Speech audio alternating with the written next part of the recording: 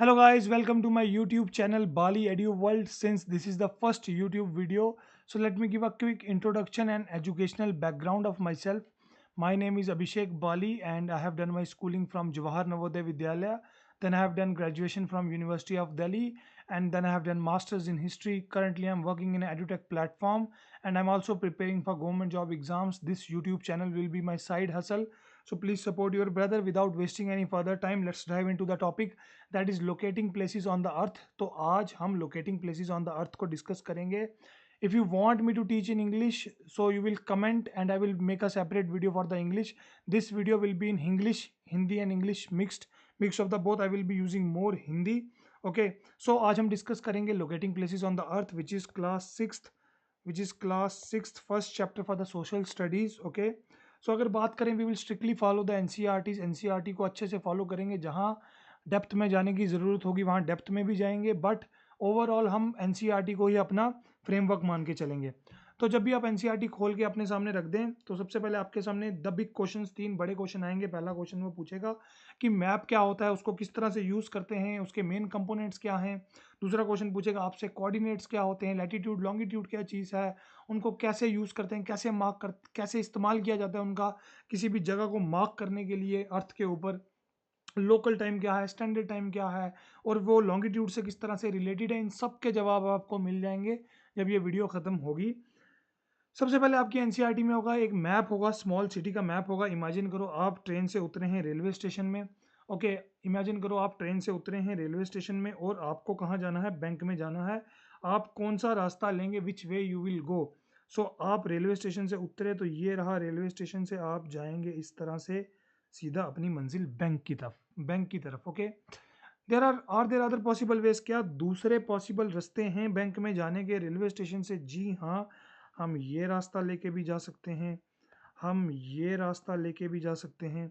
Okay, so there are other possible ways to reach the bank. Yes, okay, क्या आप public garden और museum को locate कर सकते हैं? जी हाँ बिल्कुल, ये रहा पब्लिक गार्डन और ये रहा म्यूजियम। ओके, अगर आप if you want to proceed from the bank, अगर आपको बैंक से मार्केट में जाना हो, अगर आपको बैंक से मार्केट में जाना हो, आप कौन सा रास्ता लेंगे? ओके, ये रहा हमारा बैंक और ये रहा मार्केट। तो हम यहाँ से आएंगे और सीधा मार्केट की तरफ चले जाएंगे। So simple.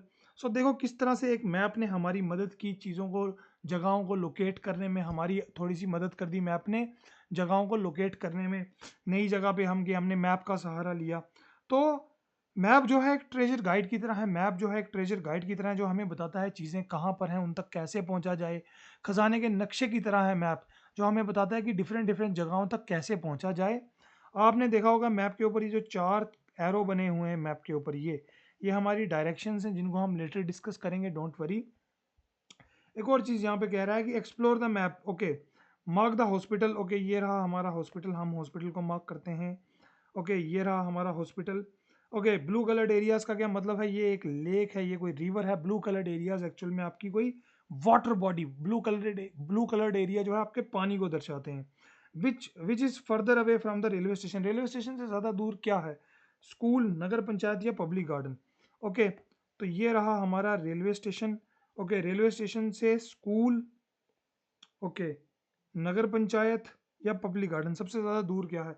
तो हमें देखने पे ये पता चल रहा है कि स्कूल तो बिल्कुल पास में है, उससे पास है नगर पंचायत, उससे दूर, सबसे दूर है हमारा पब्लिक गार्डन। तो स्कूल से सबसे दूर कौन सी चीज़ है? Public garden. तो आपने देखा किस तरह से मैप जो है हमारी मदद करता है किसी नई जगह पे, या एक ट्रेजर गाइड, खजाने के नक्शे की तरह हमारी मदद करता है चीज़ों को लोकेट करने में। अब हम मैप क्या है और उसके कंपोनेंट्स के बारे में समझते हैं। मैप जो है एक रिप्रेजेंटेशन है या ड्राइंग है किसी एरिया की। तो किसी भी एरिया की ड्राइंग को, रिप्रेजेंटेशन को हम मैप कहते हैं। मैप जो है एक स्मॉल एरिया का भी हो सकता है, जैसे इस तरह मेरे पास दौलतपुर का गांव का एक नक्शा है, एक विलेज का मैप हो सकता है हमारे पास। छोटे एरिया का मैप हो सकता है, उसके बाद विलेज या टाउन का। बड़े एरिया का मैप हो सकता है जैसे एक डिस्ट्रिक्ट का, जैसे ये कनॉट प्लेस का मैप है हमारे पास। एक उससे बड़ा एरिया, एक डिस्ट्रिक्ट का मैप आ गया हमारे पास। मैप उससे भी बड़ा हो सकता है, एक स्टेट का मैप हो सकता है, एक यूटी का मैप हो सकता है, जैसे इस तरह हमारे पास दिल्ली का मैप है। मैप एक कंट्री का भी हो सकता है, जैसे हमारे पास हमारे प्यारे भारत का नक्शा है। और मैप जो है वो एक वर्ल्ड मैप भी हो सकता है हमारे पास, जिस तरह से हमारे पास ये एक वर्ल्ड मैप है। तो आपने देखा मैप जो है वो काफ़ी डिफरेंट डिफरेंट स्केल्स में, डिफरेंट डिफरेंट साइजेस में हमारे पास अवेलेबल हैं। ओके, जब भी आप किसी मैप को देख रहे हैं तो आप इस तरह से समझे, आप बर्ड्स व्यू ले रहे हैं। आप क्या ले रहे हैं? आप बर्ड्स व्यू ले रहे हैं। आप ऊपर से नीचे देख रहे हैं, आप एक हेलीकॉप्टर से, प्लेन से नीचे देख रहे हैं। उस व्यू को मैप दर्शाता है। आई होप आपको ये क्लियर हो गया होगा। अब हम थोड़ा और आगे बढ़ते हैं और चीज़ों को समझते हैं कि एटलस क्या है, फिजिकल मैप क्या है, इन चीज़ों को समझते हैं। तो एटलस क्या है? एटलस एक्चुअल में एक किताब है जिसमें कलेक्शन ऑफ मैप, काफ़ी सारे मैप रहते हैं एटलस के अंदर। Late me show you. तो जैसे कि आप देख सकते हैं ये एक एटलस है मेरे पास, और देखें आप एटलस में काफ़ी सारे मैप्स रहते हैं। शुरू करें, ये देखिए इंडिया का फिजिकल मैप है हमारे पास। ये फिजिकल मैप मैंने 2 बार कॉपी किया था क्योंकि भरने की जगह नहीं थी। ये देखो इंडिया का पॉलिटिकल मैप, ये नॉर्थ का मैप, फिर ये वेस्ट का मैप इंडिया का। तो इस तरह से काफ़ी सारे मैप रहेंगे, कुछ थीमेटिक मैप्स रहेंगे, फिर हमारे पास कुछ वर्ल्ड के मैप्स रहेंगे। ओके, ये देखो आप, ये जैसे एशिया का मैप रहेगा। ओके, इस तरह से हमारे पास डिफरेंट डिफरेंट कॉन्टिनेंट्स के, ये देखो अफ्रीका का मैप। ओके, तो इस तरह से ये एक किताब है, एटलस एक किताब है। देखो अफ्रीका का पॉलिटिकल मैप। तो एटलस एक किताब है जिसके अंदर आपको काफ़ी सारे मैप्स की कलेक्शन देखने को मिलती है। तो अगर एटलस एक किताब है जिसके अंदर काफ़ी सारे मैप्स देखने को मिलते हैं, और कुछ मैप्स की टाइप्स क्या हैं? मैप्स की टाइप्स हैं, एक मैप होता है जिसे हम फिजिकल मैप कहते हैं। फिजिकल मैप वो मैप होता है जो हमें बताता है नेचुरल फीचर्स के बारे में, जैसे माउंटेन्स, ओशंस और रिवर्स के बारे में हमें बताता है। जैसे ये देखो, ये एक फिजिकल मैप है इंडिया का। ये देखिए यहाँ पे मालवा प्लेटू आपको देखने को मिलेगा, east Rajasthan upland, Yamuna Doab, Chota Nagpur plateau, Bundelkhand, Baghelkhand plateau. Okay, तो इस तरह से देखिए अवध प्लेन्स। तो ये आपको फिजिकल फीचर्स के बारे में बता रहा है, रिवर्स, माउंटेन, प्लेटूज, इन चीज़ों के बारे में बताएगा, लेक्स के बारे में बताएगा। तो इस तरह के मैप को कहते हैं हम फिजिकल मैप, जो हमें नेचुरल फीचर्स बताए। फिर एक होता है पॉलिटिकल मैप। पॉलिटिकल मैप हमें बताता है कंट्रीज, उनकी स्टेट्स या उनके बाउंड्रीज, सिटीज़ की बाउंड्रीज, उनकी मेन मेन सिटीज़ कौन सी हैं, उनके बारे में बताता है। तो उसे हम कहते हैं पॉलिटिकल मैप। जैसे ये इंडिया का एक पॉलिटिकल मैप हमारे सामने है। जैसे ये देखिए लखनऊ हमें बता रहा है, मध्य प्रदेश उसकी कैपिटल, राजस्थान उसकी कैपिटल। तो इस तरह के मैप को कहते हैं हम पॉलिटिकल मैप। फिर हमारे पास होता है एक थीमेटिक मैप। देखो थीमेटिक मैप जो थीमेटिक मैप जो होता है ना, वो एक special kind of information show करता है। मतलब हर थीमेटिक मैप अलग हो सकता है। जैसे देखिए हमारे पास इंडियन के एनुअल रेनफॉल का मैप है। अब इंडिया का रेनफॉल आप समझने के लिए जाएं और आप रिसर्च करें, आप इतनी बड़ी किताब पढ़ दें कि जम्मू कश्मीर में इतना रेनफॉल होता है, हरियाणा में इतना है, पंजाब में इतना है, पंजाब उसके बाद असम के इस पार्ट में इतना रेनफॉल होता है, इतना सेंटीमीटर होता है। तो काफ़ी हेप्टिक हो जाएगा इन चीज़ों को मैनेज करना। तो इसलिए हम एक थीमेटिक मैप यूज़ कर लेते हैं। जैसे देखो हमने डिफरेंट डिफरेंट कलर्स मार्क कर दिए हैं नीचे। इसको कहते हैं की या लेजेंड, जहाँ पे हमें पता चल रहा है कि अच्छा ये कलर जो है अंडर 20 सेंटीमीटर रेनफॉल को बताता है, ये 20 to 40, ये कलर जो है ओवर 250 सेंटीमीटर रेनफॉल को बताता है। तो हमने काफ़ी सारी इन्फॉर्मेशन को कंसाइज वे में एक मैप पे रिप्रेजेंट कर दिया। तो थीमेटिक मैप जो होते हैं वो काफ़ी डिफरेंट डिफरेंट तरह के हो सकते हैं। मैं आपको बताता हूँ, एक सेकेंड। जैसे देखो ये इंडिया के फॉरेस्ट एरिया का हमारे पास एक थीमेटिक मैप है। देखो फॉरेस्ट एरिया का हमारे पास एक थीमेटिक मैप है। अब इस थीमेटिक मैप में हमने इंडिया के फॉरेस्ट एरिया को रिप्रेजेंट किया। ये देखो हमने बर्ड सेंचुरी के लिए एक सिंबल ले लिया, national park, wild life sanctuary, forest area, tiger reserve. Okay, इनके लिए अलग अलग सिंबल्स ले लिए। ये देखो अब हमें पता है कि कौन सा नेशनल पार्क है। देखो कितना सारा डाटा हमने एक छोटे से मैप पे रिप्रेजेंट कर दिया। ये एक थीमेटिक मैप आ गया। उसके बाद ये देखो इंडस्ट्रीज का थीमेटिक मैप होगा यहाँ पे। ये देखो डिफरेंट डिफरेंट इंडस्ट्री, जैसे अल्कोहल के लिए एक सिंबल ले लिया, food and beverages, IT, leather, okay, petroleum, textile. देखो काफ़ी सारी चीज़ें हमने रिप्रेजेंट कर दी। तो थीमेटिक मैप्स क्या होते हैं? स्पेशल काइंड ऑफ इन्फॉर्मेशन, एक थीम की इन्फॉर्मेशन जब हम शो करते हैं मैप के ऊपर, उसको थीमेटिक मैप कहा जाता है। जैसे ये हमारे पास रेनफॉल का थीमेटिक मैप है।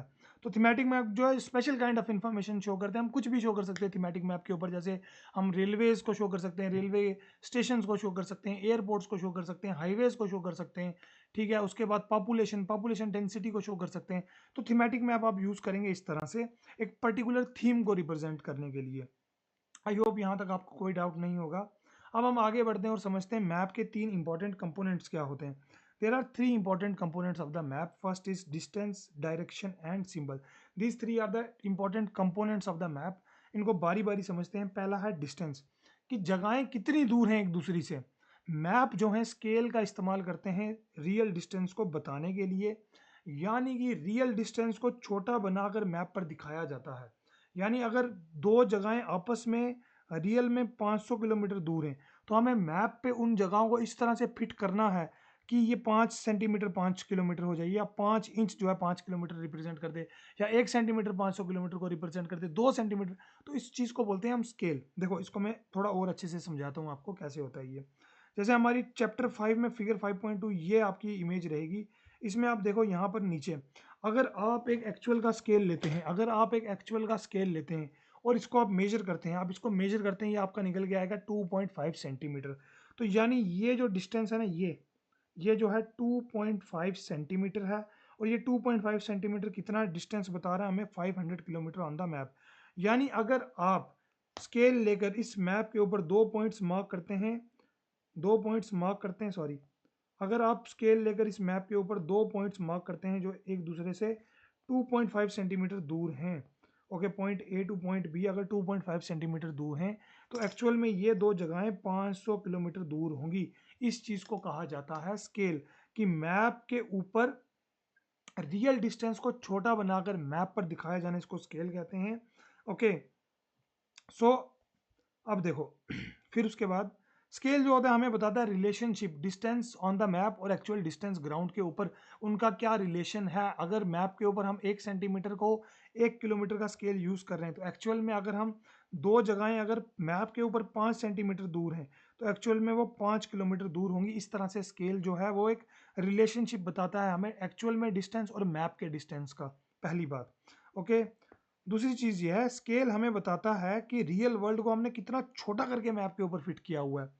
दूसरी बात ये, ओके, फॉर एग्जांपल, ये एक एग्जांपल है, 1 किलोमीटर को हमने 1 सेंटीमीटर बना दिया मैप के ऊपर। आप चाहें तो कोई भी स्केल ले लें, डिपेंड करता है आपके पास कितनी जगह है, कितने बड़े एरिया का आप मैप बना रहे हैं। आप 1 किलोमीटर 1 सेंटीमीटर को 10 किलोमीटर रिप्रेजेंट करें, अगर आप बड़ी सिटी का मैप बना रहे हैं, सॉरी, अगर आप उससे भी बड़ी सिटी एक स्टेट का मैप बना रहे हैं, तो आप 1 सेंटीमीटर में 100 किलोमीटर को रिप्रेजेंट कर दें। तो डिपेंड करता है कि आप कितना बड़ा मैप बना रहे हैं, तो उस हिसाब से आप स्केल को यूज़ करेंगे।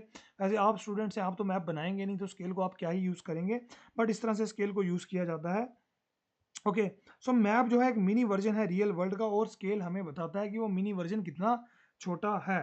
आप एक जो है एक्टिविटी भी कर सकते हैं। देखो यहाँ पर हमारे पास एक एक्टिविटी है कि हमारे जो स्कूल का, लेट अस अज्यूम कि हमारे जो स्कूल का प्ले ग्राउंड है वो एक सॉरी, हमारे जो स्कूल का जो प्ले ग्राउंड है वो एक रेक्टेंगल है, लेट्स अज्यूम।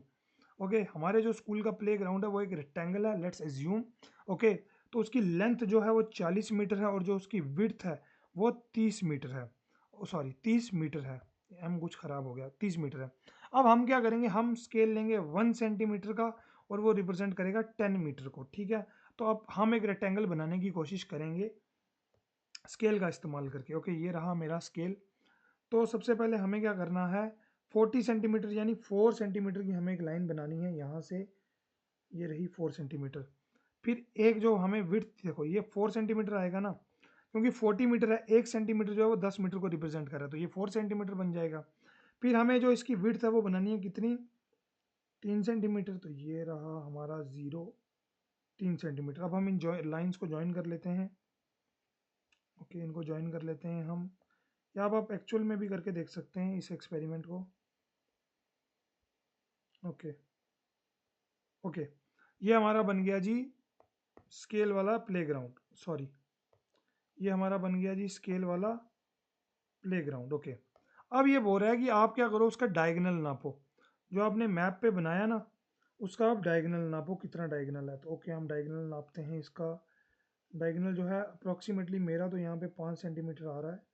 ओके, 5 सेंटीमीटर जो है डायगोनल जो है वो 5 सेंटीमीटर आ रहा है। ओके, अगर ये डायगोनल 5 सेंटीमीटर है, तो एक्चुअल में जो आपका प्ले ग्राउंड है ना, इसका डायगोनल जो होगा ना, ओके, ये जो डायगोनल होगा ये 50 मीटर होगा। क्यों? क्योंकि हमने 1 सेंटीमीटर को 10 मीटर लिया ना, तो ये 5 सेंटीमीटर है, तो 5 इंटू 10 तो 50 मीटर होना चाहिए। तो एक्चुअल में अगर आपके पास एक रेक्टेंगल है जो 40 बाई 30 मीटर का है, उसका डायगोनल अगर आप नापें तो वो भी 50 निकल के आएगा। और अगर आप स्केल का इस्तेमाल करके छोटा करके उसको बनाएं एज अ मैप इस तरह से, तो वो भी 5 सेंटीमीटर आएगा। तो इससे हमें पता चलता है कि किस तरह से स्केल का इस्तेमाल मैप बनाने में किया जाता है। आई होप आपको डिस्टेंस वाला फंडा और स्केल वाला फंडा जो है वो समझ में आ गया होगा। दूसरा इंपॉर्टेंट कंपोनेंट होता है मैप का डायरेक्शंस। दूसरा इंपॉर्टेंट कंपोनेंट है डायरेक्शंस। वेट पानी पी लूं मैं। तो अगर हम डायरेक्शंस की बात करें तो 4 एरोज आपने देखे थे स्मॉल सिटी के मैप के ऊपर। 4 एरोज हमने देखे थे स्मॉल सिटी के मैप के ऊपर, ये रहे 4 एरोज। ओके, तो ये देखो ये 4 एरोज, ये हमें डायरेक्शंस बताते हैं, नॉर्थ, ईस्ट, साउथ और वेस्ट। इनको थोड़ा सा और अच्छे से समझते हैं, डायरेक्शंस क्या हैं और वो क्यों ज़रूरी हैं मैप के लिए। तो देखो, सो डायरेक्शन जो है वो 4 एरोज थे, ओके, जो मैप के ऊपर बताते थे। ये पॉइंट करते हैं 4 डायरेक्शंस की तरफ। नॉर्थ टॉप पे, अगर आप क्लॉकवाइज घूमो फिर ईस्ट, साउथ और वेस्ट इनकी तरफ पॉइंट करते हैं। ईस्ट आपकी वो डायरेक्शन है जिस तरफ से आपका सूरज निकलता है, वेस्ट जिस तरफ सूरज डूब जाता है, और नॉर्थ और साउथ, अगर सूरज इस तरफ से निकल रहा है तो मेरा लेफ्ट हैंड साइड जो होगा वो नॉर्थ होगा, और राइट हैंड साइड अगर मैं ईस्ट की तरफ फेस कर रहा हूँ, और जो मेरा लेफ्ट हैंड है, अगर मैं ईस्ट की तरफ फेस कर रहा हूँ तो मेरा जो लेफ्ट हैंड है, ओके, वो क्या है, नॉर्थ, और राइट हैंड जो है वो साउथ होगा, और मेरे सिर की पीछे की तरफ जो होगा वेस्ट होगा। अगर मैं वेस्ट की तरफ फेस कर रहा हूँ तो मेरा राइट हैंड जो है वो नॉर्थ की तरफ होगा, और लेफ्ट हैंड जो है मेरा साउथ की तरफ होगा। तो डायरेक्शंस की आई होप आपको बेसिक समझ लग गई होगी कि कौन सी डायरेक्शन किस तरफ है। ओके, अब समझते हैं कि देखो यहाँ पे ना 4 मेन डायरेक्शंस हैं, 4 मेन डायरेक्शंस हैं जिनको कार्डिनल डायरेक्शंस बोलते हैं, नॉर्थ, ईस्ट, साउथ और वेस्ट। और इनके बीच में इंटरमीडिएट डायरेक्शन जिनको ऑर्डिनल डायरेक्शंस भी कहते हैं, जैसे नॉर्थ और ईस्ट के बीच में नॉर्थ ईस्ट है, साउथ और ईस्ट के बीच में साउथ ईस्ट है, वेस्ट और साउथ के बीच में साउथ वेस्ट है, और नॉर्थ और वेस्ट के बीच में नॉर्थ वेस्ट है। एक चीज़ हमेशा याद रखिएगा कि जब भी हम कार्डिनल डायरेक्शंस की बात करते हैं, हम पहले नॉर्थ या साउथ का नाम लेते हैं। देखो यहाँ पर नॉर्थ ईस्ट है, इसको कभी भी ईस्ट नॉर्थ नहीं बोल सकते। यहाँ पर साउथ ईस्ट है, इसको हम ईस्ट साउथ नहीं बोल सकते। ओके, ये देखो साउथ वेस्ट, साउथ, नॉर्थ और साउथ पहले आएंगे, आप कभी भी ईस्ट या वेस्ट को पहले नहीं लिख सकते कार्डिनल, सॉरी, जो है आपकी इंटरमीडिएट डायरेक्शंस या ऑर्डिनल डायरेक्शंस के बीच में। तो मैप के ऊपर ना सिंपली एक एरो बना रहता है जिसके ऊपर एन लिखा रहता है। तो अगर आपको एक नॉर्थ पता चल गया इस तरफ है, तो ऑब्वियस सी बात है, साउथ इधर है, ईस्ट इधर है, वेस्ट इधर है, तो समझदार को इशारा ही काफ़ी होता है, तो आपको पता चल जाएगा कि डायरेक्शंस बाकी किस तरफ है। आई होप आपको ये चीज़ समझ में आ गई होगी। अब हम समझते हैं कि डायरेक्शंस जो हैं वो ज़रूरी क्यों है मैप के लिए। डायरेक्शंस जो हैं वो ज़रूरी क्यों है मैप के लिए, ये आपकी बुक में नहीं लिखा हुआ है, but I will tell you. फिर उसके बाद हम प्रैक्टिस करेंगे थोड़ी सी मैप के ऊपर, जो सिटी, स्मॉल सिटी वाला मैप है। देखो, सबसे पहली बात तो, अगर आपको कोई जगह लोकेट करनी हो मैप के ऊपर, तो डायरेक्शन हमें बताती है कि कौन सी प्लेस नॉर्थ में है, कौन सी साउथ में है, कौन सी ईस्ट में है, कौन सी वेस्ट में है, दूसरी प्लेस के रिलेशन में। जैसे दिल्ली नॉर्थ में है मुंबई के, तो हमें रास्ता पता करना आसान हो जाएगा। जैसे कि हमें पता चल जाएगा कि हमें मैप जो, सॉरी, डायरेक्शन जो है हमें पता कर, मतलब बताती हैं कि हमें किस तरफ ट्रैवल करना है। मेरे पास एक मैप है, ओके, फॉर एग्जांपल मेरे पास एक मैप है, ये मैप है मेरे पास, मुझे पता है कि मैं यहाँ पर हूँ और मुझे जाना है, यहाँ पर एक मंदिर है, यहाँ जाना है। तो मुझे पता है भाई मंदिर नॉर्थ में है, तो मैं नॉर्थ की तरफ जाऊँगा ना, तो रास्ता पता करने में भी हेल्प करेगा। मुझे पता चलेगा कि मुझे किस तरफ ट्रैवल करना है। एग्जाम्पल, आपका स्कूल जो है वो घर से ईस्ट की तरफ है, तो आप ईस्ट की डायरेक्शन में जाओगे। आपको रिलेटिव पोजीशन पता करने में मदद करेगा। जैसे डायरेक्शंस हमें मदद करती हैं कंपेयर करने में लोकेशंस एक दूसरे की, मतलब कि कंपैरेटिवली किस तरफ हैं। जैसे मैं बोलता हूँ कि जम्मू कश्मीर जो है वो नॉर्थ में है, पूरा सबसे नॉर्थ में जम्मू कश्मीर है, नॉर्थ ईस्ट में सेवन सिस्टर्स हैं, साउथ में तमिलनाडु है, केरला है, कर्नाटका है। तो देखा आपने, डायरेक्शंस हमें रिलेटिव प्लेस, जैसे मैं दिल्ली में बैठा हूँ तो मैं किसी को बोलूँगा भाई आप कहाँ से हो? वो बोलेगा मैं तमिलनाडु से। अच्छा अच्छा, आप साउथ से हो, समझ रहे हो आप? तो रिलेटिव लोकेशंस पता करने में मदद करता है कि दिल्ली के साउथ में है तमिलनाडु या केरला। ओके, उसके बाद जो है डायरेक्शन जो है हमें हेल्प तो करती है कंपेयर करने में लोकेशन एक दूसरी जगह की। एग्जांपल, जम्मू कश्मीर जो है पंजाब के नॉर्थ में है, ओके, साउथ इंडिया जो है, तमिलनाडु जो है वो दिल्ली के साउथ में है। फॉर नेविगेशन भी आप डायरेक्शंस का यूज़ करते हैं, जैसे समुद्र में किश्तियाँ चल रही हैं, हवाई जहाज़ उड़ रहे हैं, तो पुराने टाइम से जो पायलट्स हैं या आज के टाइम पे पायलट जो हैं, सेलर्स हैं, डाइवर्स हैं, ट्रैवलर्स थे पहले या आज के टाइम पे, डायरेक्शंस का यूज़ करते हैं करेक्टली मूव करने के लिए एक जगह से दूसरी जगह पे। मैप्स को एक्यूरेट हम पढ़ सकते हैं डायरेक्शंस की मदद से। So most of the maps हैं जिनमें नॉर्थ का एरो बना रहता है, तो हमें पता चल जाएगा कौन सी जगह किस तरफ है। ओके, मैप की ओरिएंटेशन क्या है, मैप हमें क्या बता रहा है। तो फिर हमने डिस्कस कर लिया 4 मेन डायरेक्शंस हैं। ओके, डायरेक्शन इंपॉर्टेंट है क्योंकि ये हमें हेल्प करती है ना लोकेट करने के लिए प्लेस को, किस तरफ हमें जाना है, कौन सी जगह किसके किस तरफ है। तो ये चीज़ें हमें डायरेक्शंस ही बताती हैं। आई होप आपको ये चीज़ समझ आ गई होगी। अब हम यहाँ पर थोड़ा सा प्रैक्टिस करते हैं डायरेक्शन की। अब हम वापस जो है कंसिडर करेंगे स्मॉल सिटी के मैप को। ओके, करेक्ट और इनकरेक्ट स्टेटमेंट को आइडेंटिफाई करेंगे। पहली स्टेटमेंट कह रहा है कि मार्केट जो है नॉर्थ में है हॉस्पिटल के, the market is north of the hospital. Okay, so ये जो मार्केट है, देखो 4 डायरेक्शन है हमारे पास, नॉर्थ, साउथ, ईस्ट और वेस्ट। तो ये जो हॉस्पिटल है, लेकिन मार्केट तो इसके साउथ में है, तो नॉर्थ में थोड़ी है। तो ये market is north of the hospital, market is north of the hospital, no no market is south of the hospital, तो ये स्टेटमेंट जो है फॉल्स है। The museum is south east of the bank, the museum is south east of the bank, तो ये रहा हमारा bank north east west और साउथ। तो देखो म्यूजियम जो है वो साउथ ईस्ट में है बैंक के, so museum is south east of the bank, तो ये ट्रू है। The railway station is north west of the hospital, ये रहा hospital, okay north south east west, तो ये रहा नॉर्थ वेस्ट। तो क्या बोल रहा है ये, the railway station is north west of the hospital, railway station hospital के नॉर्थ वेस्ट है, बिल्कुल ट्रू। देख रहे हैं आप किस तरह से हमें पता चल रहा है, ओके। फिर कह रहा है कि lake is north west of the apartment blocks, तो ये रहे apartment blocks north east south और वेस्ट, तो जो लेक है वो साउथ वेस्ट में है अपार्टमेंट ब्लॉक्स के, और ये नॉर्थ वेस्ट बोल रहा है, तो ये फॉल्स हो जाएगा। तो देखा आपने किस तरह से हमें मदद कर रहा है। तो आप जो है स्कूल को एज अपना स्टार्टिंग पॉइंट मानकर आप देख सकते हैं कि आपका घर अप्रॉक्सीमेटली किस कार्डिनल डायरेक्शन में है। आप अपने टीचर्स या पेरेंट्स के साथ भी ये चीज़ डिस्कस कर सकते हैं। आई होप आपको डायरेक्शन का भी फंडा समझ में आ गया होगा, ओके डायरेक्शन क्या है वो भी समझ में आ गया होगा। तीसरा इंपॉर्टेंट कंपोनेंट है मैप्स का सिंबल, ओके। सिंबल जो है मैप के ऊपर स्मॉल ड्राइंग्स होती हैं, कुछ साइंस होते हैं जो हमें ये बताते हैं कि जो रियल थिंग्स रोड्स बिल्डिंग्स के बारे में इंफॉर्मेशन देते हैं। देखो सिंबल्स जो है ना ये पिक्चर्स हैं छोटी छोटी, जो हमें हेल्प करते हैं मैप को इजीली अंडरस्टैंड करने में। देखो सिंबल्स का यूज़ क्यों होगा, टू सेव स्पेस, जगह बचाने के लिए। अगर आप लंबे लंबे नाम लिखना शुरू कर देंगे मैप के ऊपर, आगे ही मैप छोटा सा है, इतनी बड़ी जगह का मैप बना रहे हैं और छोटी जगह में बना रहे हैं, तो बड़े बड़े नाम लिखना शुरू कर देंगे, फलाना रेलवे स्टेशन, ढिमकाना रेलवे स्टेशन, तो इतनी जगह खा लेंगे, भद्दा लगेगा मैप, समझने में दिक्कत हो जाएगी। जैसे इस मैप को देखो, ठीक है, अभी ये तो 4-5 बिल्डिंग्स हैं, अगर इतनी एक बड़ी सी सिटी का मैप बनाना हो तो हर हॉस्पिटल, हर स्कूल, हर मार्केट, हर बैंक को इस तरह से थोड़ी बताया जा सकता है, ठीक है, भद्दा बन जाएगा मैप, समझने में दिक्कत हो जाएगी। To make map needs and easy to understand, easy to read, map को साफ बनाना, आसानी से समझना, ओके सिंबल्स हमें हेल्प करेंगे, हम जल्दी समझ सकते हैं, ठीक है, कि ये कौन सी जगह है, कौन सी लोकेशन है, क्या चीज़ है ये। काफ़ी सारी डिटेल्स जो हैं वो शो की जा सकती हैं लिमिटेड स्पेस में अगर हम सिंबल्स का इस्तेमाल करें। लेजेंड या की वो छोटा नीचे बॉक्स होता है जो हमें बताता है डिफरेंट सिंबल्स का क्या मतलब है इस मैप के ऊपर। जैसे थीमेटिक मैप पे आपने देखा ना, किस कलर का क्या मतलब है, कितनी रेनफॉल को वो रिप्रेजेंट करता है इसको। ये है आपकी की, इस मैप की, ठीक है, तो आप की यूज़ करेंगे नीचे। फिर उसके बाद बोल रहा है कि स्मॉल बॉक्स, ठीक है, जो इंडिया के अंदर survey of India government body है जो फिक्स करती है सेट ऑफ सिंबल्स को इंडिया में जितने भी मैप होंगे उनके लिए। जैसे आपकी बुक में कुछ सिंबल्स हैं, जैसे रेलवे की ब्रॉड गाज, मीटर गाज, ओके रेलवे स्टेशन, ये अलग अलग सिंबल्स हैं। ये ब्रॉड गाज और मीटर गाज क्या है कि पटरियों के बीच में कितना डिस्टेंस है। ब्रॉड गाज 1.67 मीटर होता है, मीटर गाज जो होता है वो 1 मीटर का होता है, यानी दो पटरियों के बीच 1 मीटर का फासला है। अब जो है हम ज़्यादा ब्रॉड गाज यूज़ करते हैं, मीटर गाज नहीं यूज़ करते।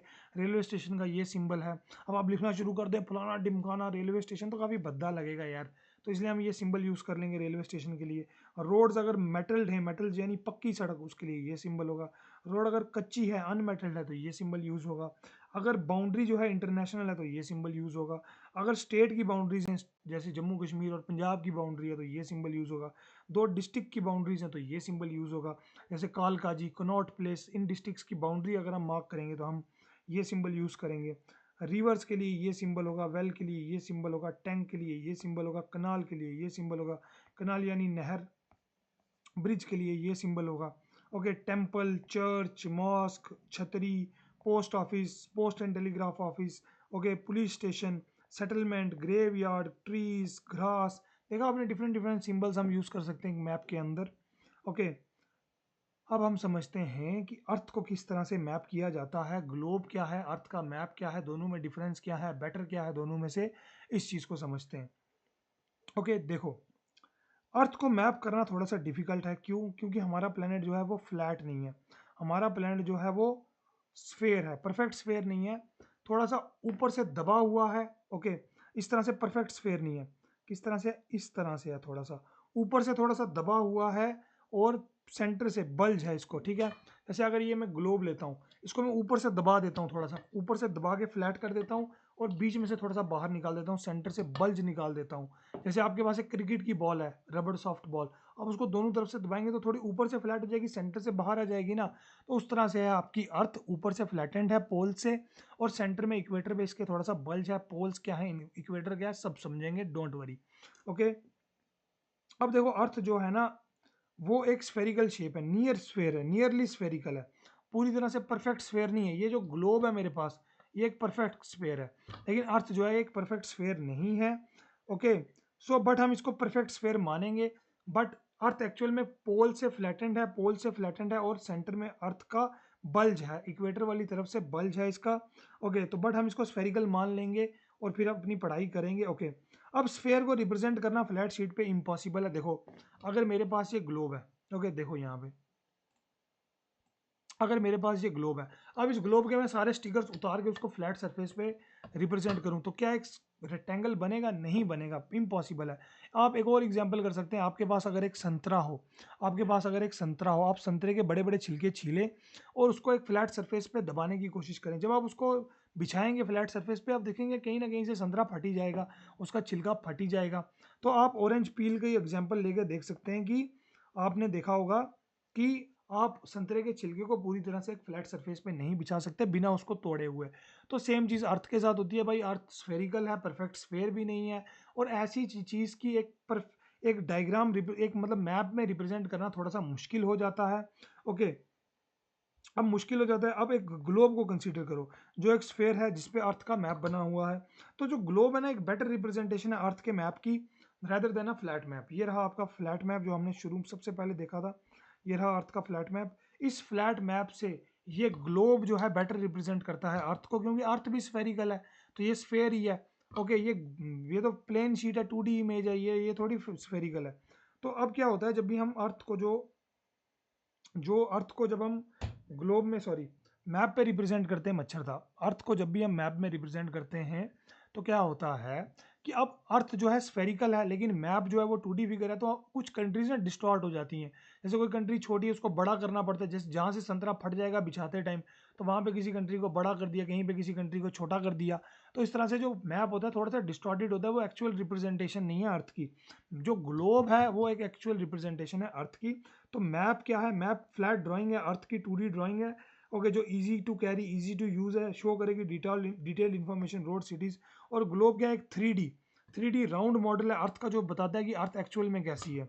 ओके, ये रहा आपका ग्लोब, सेम ग्लोब मेरे पास है, ये देखो जो तस्वीर में है वही मेरे पास है।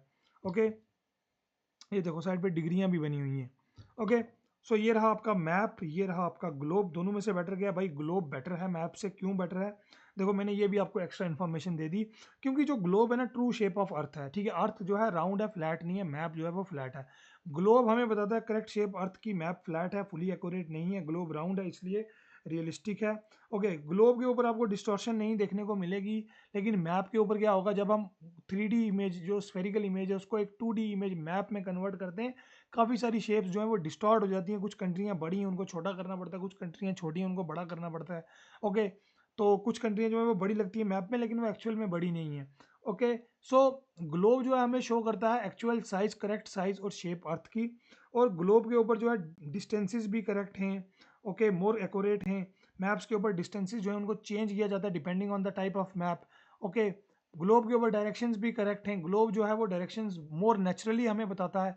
अगर आप ग्लोब को देखें, अगर मैं ग्लोब को देखूं तो भाई मुझे पता है ये ऊपर नॉर्थ है, नीचे साउथ है। ओके, इधर ईस्ट है, इधर वेस्ट है। ओके, तो मोर नेचुरली मुझे डिस्कशन डायरेक्शंस भी पता चल जाएंगी। मुझे कभी भी ग्लोब यूज़ करते हुए कन्फ्यूजन नहीं होगी, ठीक है, कि अच्छा इंडिया इधर है, पाकिस्तान इधर है, चाइना इधर है, कजाकिस्तान इधर है। मैप पे हो सकता है मुझे थोड़ी सी कन्फ्यूजन हो जाएगी, ये इंडिया के किस तरफ है। ओके, नॉर्थ में, लेकिन कितना नॉर्थ में, किस तरफ है। ओके, तो कन्फ्यूजन हो जाएगी जब आप मैप ग्लोब को फ्लैट करोगे। सो ग्लोब जो है बेटर है, क्योंकि वो बताता है अर्थ जिस तरह से है उसी तरह से हमें बताता है। अर्थ राउंड है, इसलिए ग्लोब जो है वो एक्यूरेट है, मोर रियलिस्टिक है। यहाँ तक आई होप आपको ये चीज़ समझ में आ गई होगी। ओके, अब हम बात करते हैं कोऑर्डिनेट्स की। देखो, कोऑर्डिनेट्स जो होते हैं ना, कोऑर्डिनेट्स एक नंबर सिस्टम है, ठीक है। कोऑर्डिनेट्स की अगर हम बात करें ना, तो कोऑर्डिनेट क्या होता है? कोऑर्डिनेट एक नंबर सिस्टम होता है, नंबर सेट ऑफ नंबर्स होते हैं जिनका यूज़ करके हम एग्जैक्ट पोजीशन फाइंड आउट करते हैं किसी जगह की अर्थ के ऊपर। ओके, तो ये क्या है, इसको थोड़ा सा समझेंगे। सबसे पहले कुछ एग्जाम्पल्स को लेंगे। सो कोऑर्डिनेट्स जो होते हैं ना, ये नंबर्स होते हैं, ठीक है, फाइंड करने के लिए एग्जैक्ट लोकेशन अर्थ के ऊपर। सो कोऑर्डिनेट एक एड्रेस है, हर जगह का एक एड्रेस यूनिक होता है ग्लोब के ऊपर, अर्थ के ऊपर। किस तरह से यूज़ किया जाता है उसको हम समझेंगे, लेकिन पहले दो एग्जांपल्स हम लेंगे। एग्जाम्पल करो, एक बड़ी सी मार्केट है सिटी के अंदर आपकी, जहाँ पे जो नीट रोज हैं शॉप्स की, ये देखो रोज जो है नीट, बिल्कुल नीट एंड क्लीन रोज, बिल्कुल सिमेट्री में शॉप्स हैं। ओके, सारी दुकानें जो हैं सेम साइज की हैं। आप एक अपने दोस्त को मिलना चाहते हैं स्टेशनरी शॉप को इस मार्केट के अंदर, बट आपके जो दोस्त हैं उनको नहीं पता कि आप कहाँ मिलेंगे, कौन सी शॉप पे मिलेंगे। तो आपने उनको डायरेक्शन किस तरह से दी कि मुझे 6 बजे जो है 7वीं शॉप में 5th रो में मिलना, उसके एंट्रेंस पे मिलना। ठीक है, ये आपकी दोस्त को मदद करेगा एग्जैक्टली आपके लोकेशन तक पहुंचने के लिए। क्या बोला आपने? 7वीं शॉप 5th रो में मुझे मिलना, 7वीं शॉप 5th रो में हमें मिलना। ओके, तो यहाँ पे ये वाली शॉप पे आपका दोस्त पहुंच जाएगा। तो देखा आपने कितना इजी हो गया, कोऑर्डिनेट्स, दो कोऑर्डिनेट्स को यूज करके आपने एक लोकेशन को पिन पॉइंट कर दिया। अगर आपके पास सिर्फ एक कोऑर्डिनेट होता, वो बोलता 7th शॉप, तो ये भी 7th शॉप है, ये भी 7th है, ये भी 7th है, ये भी 7th है, ये भी 7th है। अगर वो बोलता 5th शॉप, ओके, 5th रो, ओके ये ओके 5th रो वाली शॉप, ये कॉलम आगे, तो ये भी 5th है, ये भी। तो देखा कितनी दिक्कत हो जाती है। तो हमेशा दो कोऑर्डिनेट्स का यूज होगा किसी भी लोकेशन को पिन पॉइंट करने के लिए। एक और एग्जांपल लेते हैं। आपने अगर कभी जिंदगी में चेस खेली हो या चेस का बोर्ड देखा हो, तो आपने देखा होगा यहाँ पे कुछ अल्फाबेट रहते हैं, ओके, और कुछ नंबर्स रहते हैं। ओके, ये चेस के कोऑर्डिनेट्स हैं। आपने देखा होगा जब भी बड़े बड़े प्लेयर चेस खेलते हैं, वो क्या करते हैं, पेपर लेके, डायरी लेके, वो अपने मूव्स को नोट करते रहते हैं। अच्छा बिशप टू D4, अच्छा नाइट टू E5, अच्छा ये क्वीन टू B7। तो इस तरह से वो अपने नोट्स जो है, एनोटेशन जो है, वो नोट करते रहते हैं। तो आप देखो कोऑर्डिनेट्स चेस बोर्ड पे किस तरह से काम करते हैं। एक चेस बोर्ड भी एक मैप की तरह कोऑर्डिनेट्स को यूज़ करता है। यहाँ पे हमारे पास रोज हैं जिनमें नंबर है 1 to 8 तक, ये देखो, और हमारे पास कुछ कॉलम्स हैं जिनमें लेटर हैं A लेके H तक। ओके, ए से लेके एच तक कुछ हमारे पास वो हैं, लेटर्स हैं। ओके, सो अब देखो हर स्क्वायर का एक यूनिक एड्रेस बन गया कि नहीं। जैसे E4, ये रहा E, तो 1 2 3 4 ये रहा हमारा E4। ओके, B7, तो ये रहा B, 1 2 3 4 5 6 7, तो ये रहा हमारा B7। H1, तो ये रहा H, ये रहा 1, तो ये रहा H1। तो देखा हर स्क्वायर का एक डिफरेंट यूनिक एड्रेस बन गया, जिससे हम पिन पॉइंट बता सकते हैं कि अच्छा E4 ये रहा E4, B7 ये रहा B7, A8 ये रहा A8, B8, A5। देखा आपने किस तरह से हमें एग्जैक्टली एक जगह की लोकेशन पता चल रही है यूजिंग कोऑर्डिनेट्स। ओके ओके, सो इसी तरह से हमारे पास अर्थ के ऊपर लैटिट्यूड और लॉन्गिट्यूड दो कोऑर्डिनेट्स हैं जो अर्थ के ऊपर हम यूज़ करते हैं। ओके, तो जिससे हमें किसी भी जगह की लोकेशन जो है वो बड़ी आसानी से पता चल जाएगी। जैसे स्क्वायर है चेस बोर्ड का, वैसे ही अर्थ के ऊपर भी हम कोऑर्डिनेट्स का यूज़ करते हैं। तो हमने देखा दो कोऑर्डिनेट्स की ज़रूरत पड़ती है एक जगह को पिन पॉइंट मार्क करने के लिए। तो वो दो कोऑर्डिनेट्स हम समझते हैं, जो आपके इस तरह से लेटी हुई लाइनें होती हैं उनको हम बोलते हैं लैटिट्यूड्स। ओके, इस तरह की जो कोऑर्डिनेट्स हैं इनको हम बोलते हैं लैटिट्यूड्स। ठीक है, अब लैटिट्यूड्स क्या होते हैं इनको थोड़ा सा डिटेल में समझते हैं हम। तो सबसे पहले ये बोल रहा है कि फिक्स पॉइंट एंड टॉप और बॉटम में जो दो पोल्स हैं, टू पोल्स क्या हैं, और उनके हाफ में आपको इक्वेटर मिलेगा। देखो मैं दो जगह पे आपको समझाऊंगा, पहले इस ग्लोब पे समझाऊंगा, फिर गूगल अर्थ पे समझाऊंगा, जहां पे आपको समझ आ जाए अच्छी बात है। देखो ये हमारा ग्लोब है। ओके, ये हमारा ग्लोब है। Let me turn off the light. Okay, ये हमारा ग्लोब है। ओके, ये ग्लोब को आप देखो, देखो ये ग्लोब घूम रहा है, किन पे घूम रहा है, इन दो पॉइंट्स पे घूम रहा है, इस पॉइंट पे और इस पॉइंट पे घूम रहा है ना। देखो ये जो दो पॉइंट्स है ना, ये जो नॉर्थ डायरेक्शन वाला पॉइंट है ना, ये आपका नॉर्थ पोल है, ये ऊपर वाला ये नॉर्थ पोल है। और ये जो साउथ वाला है ये आपका साउथ पोल है। ठीक है, ये साउथ पोल है, ये नॉर्थ पोल है। जिस एक्सिस के ऊपर अर्थ घूम रही है, ये एक्सिस ही तो है अर्थ का, आप समझो एक इमेजिनरी लाइन है इसके बीच में से, जिसके ऊपर ये जो अर्थ जो है वो ऐसे घूम रही है। ओके, तो इन दो पॉइंट्स को कहते हैं नॉर्थ पोल और साउथ पोल। अब आप नॉर्थ पोल से चलना शुरू करें और साउथ पोल से चलना शुरू करें और बिल्कुल सेंटर में मिल जाएं, इस सेंटर वाले पॉइंट को कहते हैं इक्वेटर। ये देख रहे हैं आप बड़ी सी लाइन, ओके, इसको कहते हैं equator. Late me show you on the Google Earth. तो ये देखो आप, ओके रिकॉर्डिंग चालू है। ओके, तो ये देखो ये हमारी अर्थ है। ओके, ये देखो हमारी अर्थ है। ठीक है, ये देखो ये आपका ऊपर ये रहा आपका, जहाँ पे ये देखो ये पॉइंट आपका नॉर्थ पोल। ओके, इसके बिल्कुल अपोजिट में होगा साउथ पोल। ओके, ये देखो ये रहा आपका साउथ पोल, जिस एक्सिस पे अर्थ घूम रही है, जहाँ पे ग्लोब के ये जो दो डंडियाँ छोटी छोटी, ओके, यहाँ पे ग्लोब को ऐसे पकड़ा हुआ है और ग्लोब घूम रहा है। अब आप देखो, आप ऊपर से चलना शुरू किया आपने। ओके, आपने ऊपर से चलना शुरू किया, यहाँ से नॉर्थ पोल से चलना शुरू किया, इक्वेटर ये रहा, इक्वल डिस्टेंस पे आए, और साउथ पोल से आपने शुरू किया, इक्वल डिस्टेंस पे आप अगर आए। ठीक है, लेट मी थोड़ा सा अर्थ को, हाँ अब ठीक है। ओके, ये जो आप बिल्कुल बीच में आके मिले ना, बिल्कुल बीच में सेंटर में आके मिले, इसको कहते हैं इक्वेटर। ये देखो ये है इक्वेटर।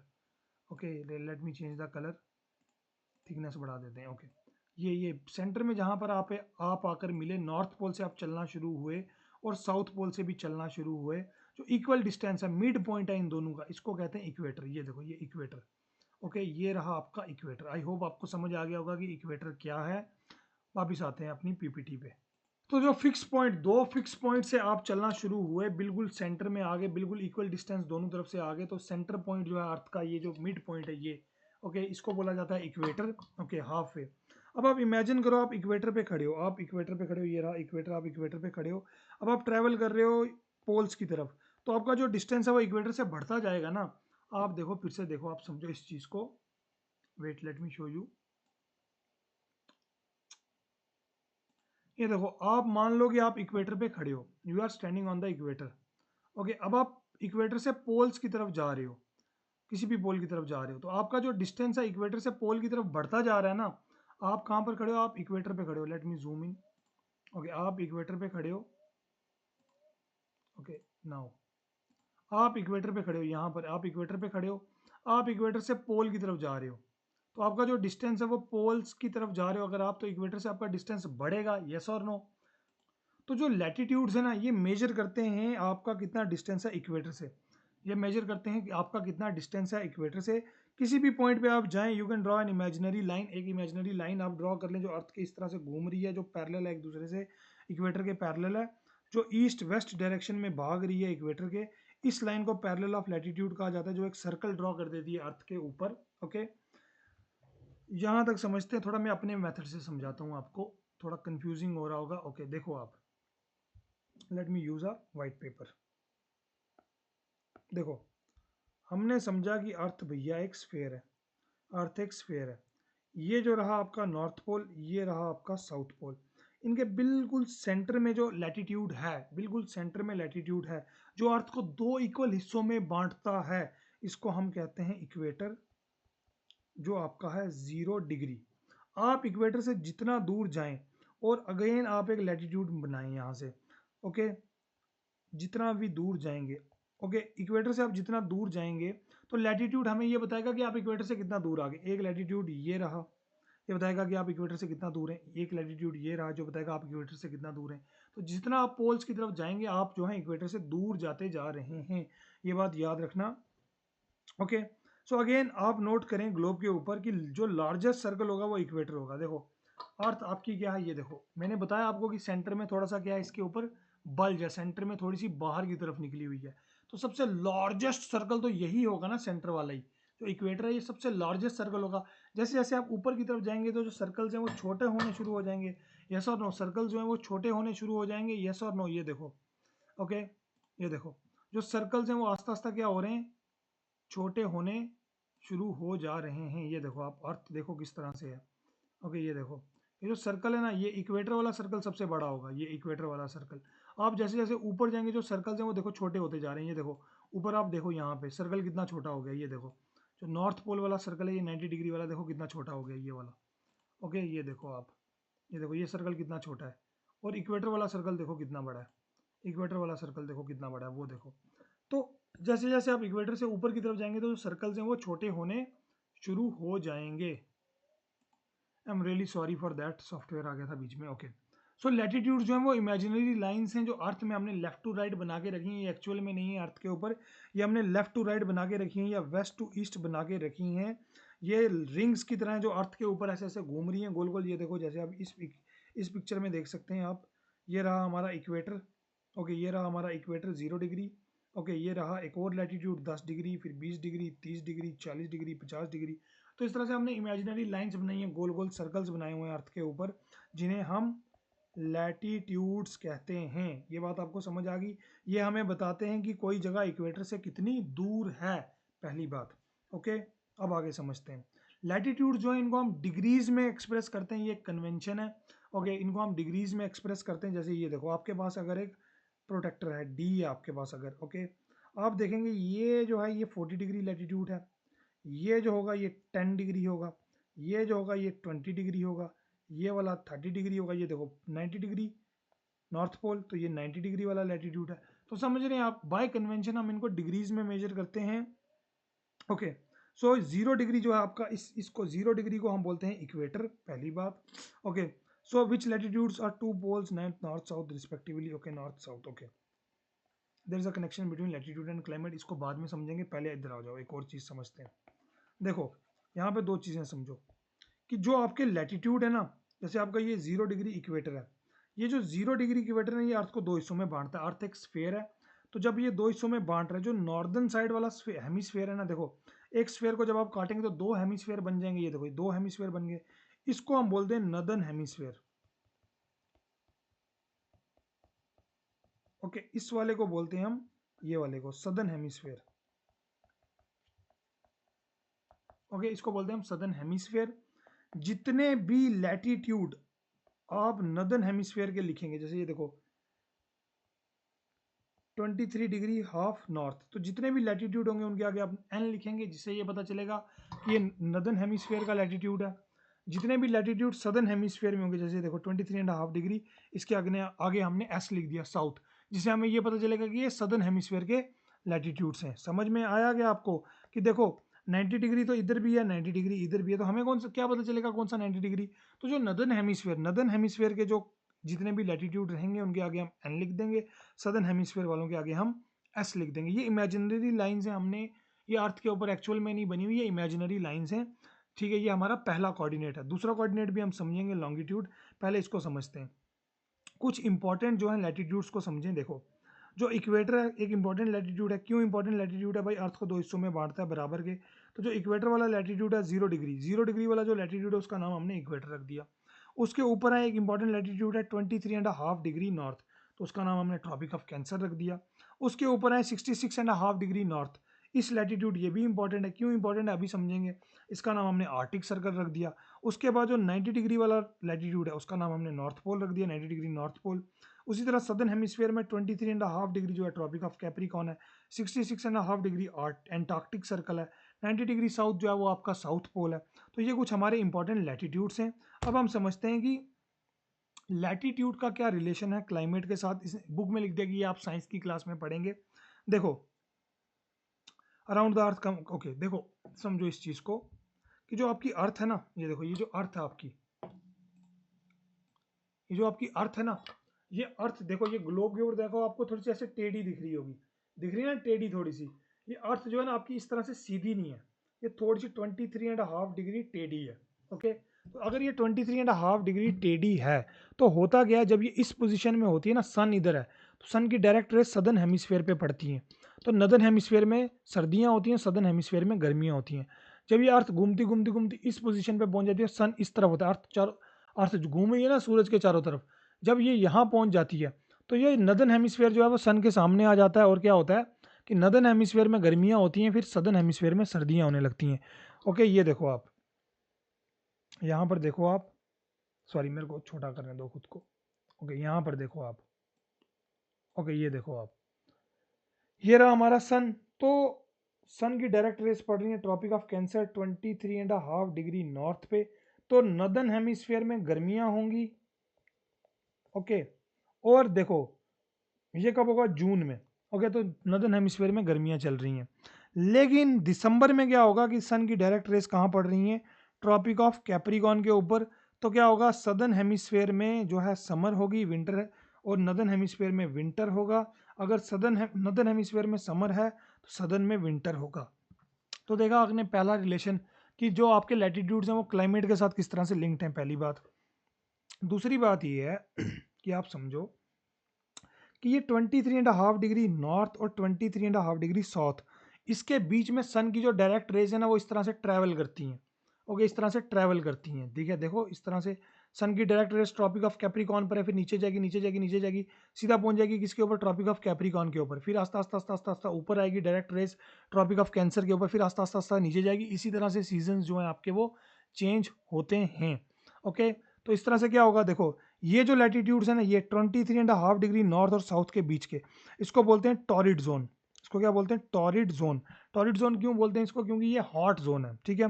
ये हॉट जोन है, टॉरिड जोन जो है वो हॉट जोन है आपका।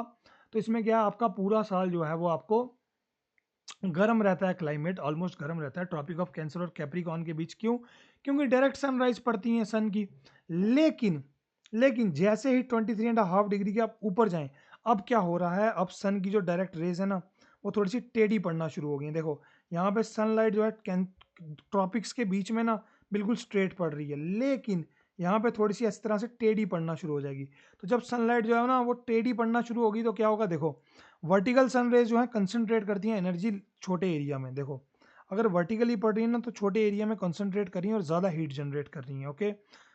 और अगर स्लैंटिंग पड़ रही हैं, इस तरह से पड़ रही हैं, तो एक लार्जर सरफेस एरिया को कवर करेंगी और जो है वो जगह जो है वो कम गर्म होगी। आप ये एग्जांपल टॉर्च के साथ करके देख सकते हैं घर के ऊपर, ओके। तो जैसे ही ट्रॉपिक ऑफ कैंसर के आप जितना ऊपर जाना शुरू हो जाएंगे, सन की रेज उतनी टेढ़ी पड़ना शुरू हो जाएंगी और आस्ता आस्ता आस्ता क्या होगा, टेम्परेट जोन जो है, टेम्परेट जोन शुरू हो जाएगा, मॉडरेट क्लाइमेट का जोन शुरू हो जाएगा, जहाँ पर ना ज़्यादा गर्मी होगी ना ज़्यादा सर्दी होगी, okay. Tropic of Cancer, tropics और पोलर सर्कल्स के बीच में होगा। देखो हमने इंपॉर्टेंट लैटिट्यूड पढ़े ना अभी, ये आपका एंटार्क्टिक सर्कल एक पोलर सर्कल है, उसके बाद एंटार्क्टिक सर्कल 66.5 डिग्री। तो 23.5 डिग्री 66.5 डिग्री दोनों तरफ इनके बीच में आपके टेम्परेट जोन हैं, ना ज़्यादा गर्म ना ज़्यादा ठंडे, ओके। ये आपके टेम्परेट जोन रहेंगे। तो ये देखो आपकी ये temperate zone, north temperate zone, south temperate zone, यहाँ पे क्लाइमेट आपको काफ़ी मॉडरेट देखने को मिलेगा, क्योंकि सन की जो रेज हैं वो स्लांटेड पड़ रही हैं, सीधी नहीं पड़ रही, ज़्यादा गर्मी नहीं है यहाँ पे, ओके। उसके बाद ठंड भी यहाँ पे काफ़ी रहती है सर्दियों में। उसके बाद आपका आ जाता है ये फ्रिजिड जोन, ओके। ये आ जाता है आपका frigid zone, very cold zone.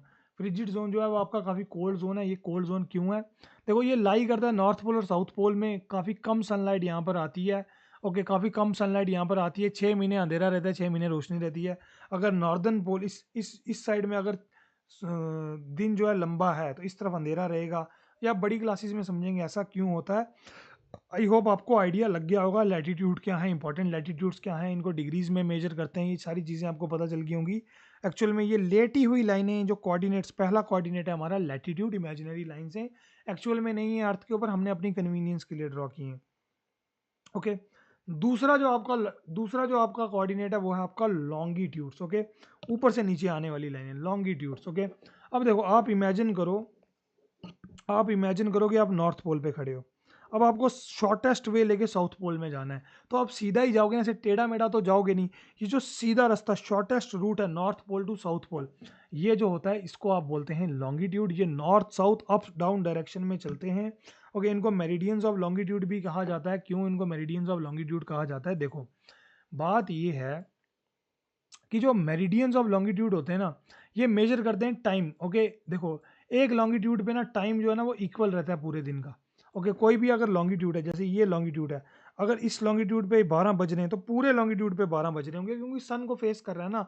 जैसे ये ग्लोब है, ओके, ये जो जगह है ये बिल्कुल सन के सामने, तो इस पूरी जगह पे 12 बज रहे हैं दिन के, ओके। तो ये इक्वल टाइम को मेजर करते हैं, इसलिए इनको मेरिडियंस ऑफ लॉन्गिट्यूड भी कहा जाता है, ओके। जो वर्ड है ना मेरिडियन, ये लैटिन वर्ड मिड डे से अराइव्ड है। ये जो मेरिडियन वर्ड है ना, ये लैटिन वर्ड मिड डे से अराइव है, यानी मतलब कि places on the same meridian have Noon nearly the same time, मतलब टाइम जो है बराबर रहता है इनके ऊपर। और एक और चीज़ है, जियोग्राफी में मेरिडियन का मतलब होता है हाफ सर्कल। जैसे आपके जो लॉन्गिट्यूड्स, सॉरी जो आपके लैटिट्यूड्स थे ना, वो अर्थ के ऊपर ऐसे पूरे पूरे सर्कल्स थे, पूरा पूरा सर्कल ऐसे घूम रहा है। लेकिन जो आपके लॉन्गिट्यूड्स है ना, ये आधा सर्कल है, आधा सर्कल। जैसे जो लैटिट्यूड होगा ना वो पूरा ऐसे गोल सर्कल होगा, लेकिन जो आपका लॉन्गिट्यूड होगा ना वो ऐसे बस आधा सर्कल ही होगा, आधा सर्कल, ओके। आई होप आपको ये समझ आ गई हो, फिर से समझाता हूँ। देखो जो आपका लॉन्गिट्यूड होगा ना वो पूरा ऐसे गोल सर्कल होगा अर्थ के ऊपर, पूरा गोल सर्कल, ओके। लेकिन जो आपका लैटिट्यूड होगा ना, सुनो नो सॉरी, जो आपका लैटिट्यूड होगा ना वो पूरा ऐसे गोल सर्कल होगा। जो आपका लॉन्गिट्यूड होगा ना वो ऐसे हाफ सर्कल होगा, pole to pole, pole to pole, half circle होगा, ओके। आई होप आपको ये चीज़ समझ में आ गई हो, ओके। ओके, सो आप नॉर्थ पोल से साउथ पोल ट्रैवल करें शॉर्टेस्ट पॉसिबल लाइन में, वही आपका लॉन्गिट्यूड है। ऑब्जर्व करो ग्लोब के ऊपर, instead passing through Africa you would pass through Asia. आप देखो, आप ऐसे जाने के बजाय आप इस तरह से भी जा सकते हैं, आप इस तरह से भी जा सकते हैं। तो समझ नहीं है बताना क्या चाहता है कि जितने भी लॉन्गिट्यूड होते हैं ना वो इक्वल लेंथ के होते हैं, इक्वल लेंथ के होते हैं। लेकिन लैटिट्यूड इक्वल लेंथ के नहीं है। सबसे बड़ा लैटिट्यूड कौन सा, आपका इक्वेटर वाला 0 डिग्री। जैसे जैसे जैसे आप ऊपर जाएंगे तो लैटिट्यूड छोटे होना शुरू हो जा रहे हैं, बट लॉन्गिट्यूड के साथ ऐसा नहीं होता, लॉन्गिट्यूड सभी जो हैं वो बराबर हैं, ठीक है। अब देखो दीज लाइन्स रंग मेरिडियन ये समझ लिया हमने। देखो अर्थ जो है अपने एक्सिस पे घूमती है, अर्थ जो है अपने एक्सिस पे घूमती है, इस तरह से अर्थ घूमती है अपने एक्सिस पे। 24 घंटे लगाती है पूरा कंप्लीट करने के लिए एक फुल रोटेशन को। जब अर्थ रोटेट करती है डिफरेंट प्लेसेस सन को फेस करती हैं डिफरेंट टाइम पे। जैसे अर्थ, जैसे ये देखो, इसको समझो, ओके इसको समझो, let me close the light, okay इसको समझो। अगर ये कैमरा जो है, ये कैमरा जो है ये सन है। अगर ये जगह अर्थ, ये जगह जो है सन के बिल्कुल सामने, तो इस पूरी जगह पे 12 बज रहे हैं। तो देखो इस तरह से घूम रही है अर्थ, ओके वेस्ट टू ईस्ट इस तरह से ही घूम रही है ना, ओके वेस्ट टू ईस्ट इस तरह से घूम रही है। अर्थ जो है वो वेस्ट टू ईस्ट घूमती है अपने लोकेशन पे। अगर यहाँ पे 12 बज रहे हैं, ओके ये जो पीछे वाली तरफ है, ये मेरे फेस की तरफ है, ये पीछे वाली तरफ, ये तो सन के पीछे है ना, ओके ऑपोजिट साइड में है, तो इस तरफ तो अंधेरा है। लेकिन जैसे जैसे घूम रही है तो देखो ये जो इस तरफ वाली जगह है आस्ता आस्ता सन के सामने आ रही है, तो इस तरफ सुबह हो रही है। लेकिन इस तरफ क्या हो रहा है, शाम पड़ी हुई है, आस्ता आस्ता ये जगह पीछे चली जाएगी, सन के ऑपोजिट साइड चली जाएगी, अंधेरा हो जाएगा यहाँ पे। तो इस तरह से ये जो है अर्थ घूमती है वेस्ट टू ईस्ट, इस तरह से टाइम का चक्कर चलता है। ओके जो दिन और रात आते हैं, ये चीज़ें हम थोड़ा सा समझेंगे और डिटेल में। तो किसी जगह पे क्या होगा, देखो जैसे लिखा हुआ है आपकी बुक में, किसी जगह पे सुबह हो रही है, किसी जगह पे दिन है, किसी जगह पे रात है। कोई सुबह ब्रेकफास्ट की तैयारी करे, जैसे इस जगह पे मिड डे है, 12 बज रहे हैं, यहाँ पर अभी सुबह हुई है, यहाँ पे शाम पड़ चुकी है, इसके पीछे अंधेरा पड़ चुका है। तो कोई ब्रेकफास्ट की तैयारी कर रहा है, कोई लंच की तैयारी कर रहा है, कोई डिनर की, कोई सोने की तैयारी कर रहा है। इसीलिए हम लॉन्गिट्यूड का इस्तेमाल करते हैं एक जगह के टाइम को मेजर करने के लिए पूरे लॉन्गिट्यूड पे, क्योंकि टाइम जो है वो बराबर रहता है। ओके सो अब देखो लॉन्गिट्यूड्स को मेजर करने के लिए भी तो हमें एक रेफरेंस पॉइंट की ज़रूरत है ना। जैसे हमने 0 डिग्री इक्वेटर को लेके एक रेफरेंस पॉइंट लेके बाकी इसके रेफरेंस में एंगल्स बनाकर तो बाकी लैटिट्यूड्स बना लिए। ओके उसी तरह से हमें एक लॉन्गिट्यूड्स के लिए भी तो एक रेफरेंस पॉइंट की ज़रूरत है, यस और नो। तो देखो आप समझो इस चीज़ को, देखो अगर ये अर्थ है, एक स्फेयर है, ओके अब इस स्फेयर को मैं इस तरह से काटूं अगर, तो ये नदन हेमिस्फेयर, ये सदर्न हेमिस्फेयर बन गया, और ये आपका 0 डिग्री इक्वेटर आ गया। अर्थ को मैं इस तरह से भी तो काट सकता हूँ ना, यस और नो। अर्थ को मैं इस तरह से भी तो काट सकता हूँ, एक स्फेयर को मैं इस तरह से भी काट सकता हूँ। तो ये बन जाएगा आपका ईस्टर्न हेमिस्फेयर, ये बन जाएगा आपका वेस्टर्न हेमिस्फेयर। और जिस लाइन से मैंने इसको काटा इसको कहते हैं 0 डिग्री, और इसका नाम है प्राइम मेरिडियन। ओके इसका नाम है प्राइम मेरिडियन, ये रेफरेंस पॉइंट है। और जितने भी लॉन्गिट्यूड ईस्टर्न हेमिस्फीयर में आएंगे उनके आगे ई लिख देंगे, जितने भी लॉन्गिट्यूड वेस्टर्न हेमिस्फीयर में आएंगे उनके आगे वेस्ट लिख देंगे। तो कोई कंफ्यूजन ही नहीं ना होगी। हमें पता है लैटिट्यूड्स के आगे एन या एस लिखा होगा, नदर्न हेमिस्फीयर वालों के एन और सदर्न हेमिस्फीयर वालों के आगे एस। तो जितने भी लॉन्गिट्यूड्स हैं उनके आगे ई या डब्ल्यू लिखा होगा, ई या डब्ल्यू लिखा होगा। अगर वो ईस्टर्न साइड में है प्राइम मेरिडियन के तो उनके आगे ई लिखा होगा, अगर वेस्टर्न साइड में तो उनके आगे डब्ल्यू लिखा होगा। तो काफ़ी बढ़िया सिस्टम है ये, तो हमें कोई कन्फ्यूजन ही नहीं रहेगी, ठीक है, पूरा पूरा लिखने की। तो समझ में आई आपको। तो 0 डिग्री जो है वो आपका प्राइम मेरिडियन जो है वो एक रेफरेंस पॉइंट है। ओके लॉन्गिट्यूड्स हो गया। Okay so Greenwich mean time इसको हमने प्राइम मेरिडियन मान लिया। ग्रीनविच एक जगह है लंदन के अंदर, जिसको 1884 में जो लॉन्गिट्यूड वहाँ से पास हो रहा था उसको 0 डिग्री प्राइम मेरिडियन मान लिया। काफ़ी सारे रीजंस हैं इसके। यूके उस टाइम पे बहुत बड़ी सुपर पावर था, इसकी कॉलोनीज थी पूरे वर्ल्ड में, ट्रेड का एक बहुत बड़ा सेंटर था। तो 0 डिग्री इसी को मान लिया, मैपिंग का हब था ये भाई, ठीक है। तो 0 डिग्री उसको मान लिया। जो लंदन के प्राइम जो सॉरी लंदन के ग्रीनविच में से जो लॉन्गिट्यूड पास होता है उसको 0 डिग्री मान लिया। उसके ईस्ट वालों को ईस्टर्न ई लिख देंगे उसके आगे, उसके वेस्ट वालों को वेस्ट डब्ल्यू लिख देंगे उसके आगे। सो लॉन्गिट्यूड मेजर करता है डिस्टेंस प्राइम मेरिडियन से अगर आप ट्रैवल करें इक्वेटर में। जैसे देखो इक्वेटर जो है मेजर करते हैं कि आप, लैटिट्यूड मेजर करता है कि आप इक्वेटर से कितना दूर हैं। तो अगर आप इक्वेटर पे चलें इस पॉइंट पे आपको पता चलेगा कि आप प्राइम मेरिडियन से कितना दूर हैं। ये बेसिक चीज़ें हैं, ओके। बट इनका जो मोर यूजफुल चीज़ है टाइम वाला चक्कर, वो हम समझते हैं। देखो लॉन्गिट्यूड जो है ना ये मेजर करते हैं टाइम को डिग्री, ओके सॉरी लॉन्गिट्यूड भी डिग्रीज में हम मेजर करते हैं। लॉन्गिट्यूड भी जो है वो डिग्रीज में मेजर करते हैं। देखो ये रहा आपका 0 डिग्री, तो फिर 1 डिग्री 2 डिग्री 3 डिग्री 4 डिग्री, इस तरह से 1 डिग्री 2 डिग्री 3 डिग्री 4 डिग्री। तो ये वेस्ट वाले आ गए, ये ईस्ट वाले आ गए, ओके। इनको भी हम डिग्रीज में मेजर करते हैं। जैसे आपके जो लैटिट्यूड्स हैं 0 डिग्री से शुरू होंगे 90 पे जाके ख़त्म हो जाएंगे, लेकिन जो आपके लॉन्गिट्यूड्स हैं वो 0 डिग्री से शुरू होंगे और 180 डिग्री तक जाएंगे, क्योंकि ये हाफ सर्कल्स है ना। ये फुल सर्कल्स हैं इसलिए 90 तक हैं, ये हाफ हैं आधे आधे हैं, तो वही फिर आधे 90 इस तरफ आएंगे तो 90 इस तरफ, तो समझ रहे हैं आप 180 डिग्री बन जाएगा ये। तो जो आपके लॉन्गिट्यूड्स हैं ये आपके 0 से 180 डिग्री तक आपको देखने को मिलेंगे। लैटिट्यूड्स आपके 0 से 90 डिग्री तक देखने को आपको मिलेंगे। डब्ल्यू और ई ऐड होगा वेस्टर्न और ईस्टर्न हेमिस्फीयर वालों के आगे, ये मैं आपको बता चुका हूँ। जैसे न्यूयॉर्क जो है वो 74 डिग्री वेस्ट में, वेस्ट के लॉन्गिट्यूड पे है। दिल्ली जो है वो 77 डिग्री ईस्ट के लॉन्गिट्यूड पे है, ये हम समझते हैं। टोक्यो जो है 140 डिग्री ईस्ट के लॉन्गिट्यूड पे है, ये अभी हम देखते हैं गूगल अर्थ के ऊपर। तो क्या बोला उसने, जो आपका दिल्ली है वो 77 डिग्री ईस्ट पे है। तो देखते हैं भैया, दिल्ली आ जाओ जी, दिल्ली।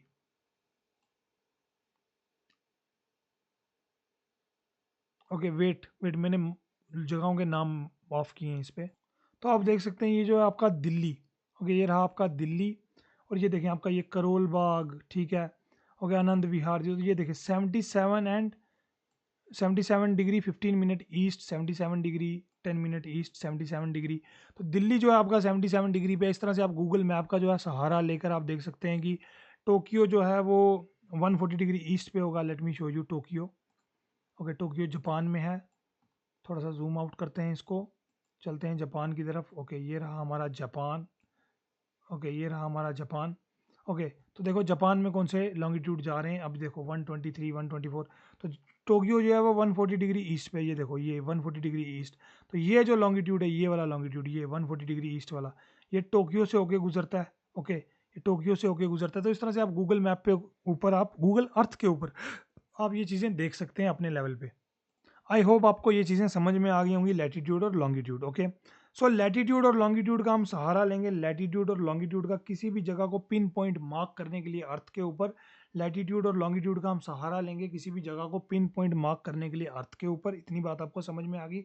जैसे हमने चेस बोर्ड में किया, 2 कोऑर्डिनेट्स का सहारा लिया।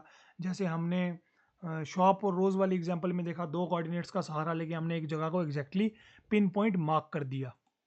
तो देखो, टाइम को कैलकुलेट करने के लिए ना हमें एक स्टार्टिंग पॉइंट चाहिए। मेजर को टाइम को कैलकुलेट करने के लिए हमें एक स्टार्टिंग पॉइंट चाहिए टाइम को मेजर करने के लिए पूरी दुनिया का, जो हमने 0 डिग्री प्राइम मेरिडियन को चुना। क्यों? देखो, अगर एक कॉमन स्टार्टिंग लाइन नहीं होगी टाइम को मेजर करने के लिए, तो हर कंट्री अपना टाइम जो है वो अलग से कैलकुलेट करना शुरू हो जाएगी, जिससे क्या होगा, काफ़ी ज़्यादा कन्फ्यूजन हो जाएगी। तो हमने क्या किया, 0 डिग्री को जो एज अ रेफरेंस पॉइंट मान लिया, एक स्टार्टिंग लाइन मान लिया कि भैया टाइम यहाँ से शुरू हुआ था। अब हम देखेंगे कौन सी कंट्री इस जो 0 डिग्री के आगे है या पीछे चल रही है, ताकि पूरी दुनिया में कन्फ्यूजन ना हो। क्योंकि अब देखो, दुनिया में कितने सारी फ्लाइट्स चल रही हैं, काफ़ी सारे कम्युनिकेशन नेटवर्क, ये चीज़ें चल रही हैं। तो अगर एक कॉमन रेफरेंस पॉइंट नहीं होगा तो काफ़ी सारी कन्फ्यूजन क्रिएट हो जाएगी। इसलिए 0 डिग्री को जो है हम ना एक रेफरेंस पॉइंट, एक स्टार्टिंग पॉइंट मान लेते हैं टाइम का, ताकि हम इसके रेफरेंस में देख सकें कोई जगह कितनी आगे या कोई कितनी पीछे है। ओके, ये हमने डिस्कस कर लिया कि जो प्राइम मेरिडियन है ग्रीनविच में से जाता है, लंदन में से, ओके, यूके में से क्यों जाता है, ये चीज़ें हमने डिस्कस कर ली। ओके, अब देखो, अर्थ जो है वो रोटेट करती है। जब अर्थ रोटेट करती है तो दिन और रात हो जाते हैं। देखो, अर्थ जो है जब रोटेट करती है तो दिन और रात हो जाते हैं। पहले मैं रीड कर लेता हूँ, फिर आपको समझाता हूँ। डिफरेंट लॉन्गिट्यूड्स में डिफरेंट टाइम होता है, क्योंकि वो सन को फेस कर रहे होते हैं कुछ। Okay, so prime meridian 0 degree जो स्टार्टिंग पॉइंट है टाइम का, क्यों है starting point, as a reference point है, कि हम देख सकें कोई कंट्री कितनी आगे या कोई कितने पीछे, या कन्फ्यूजन ना हो वर्ल्ड के अंदर।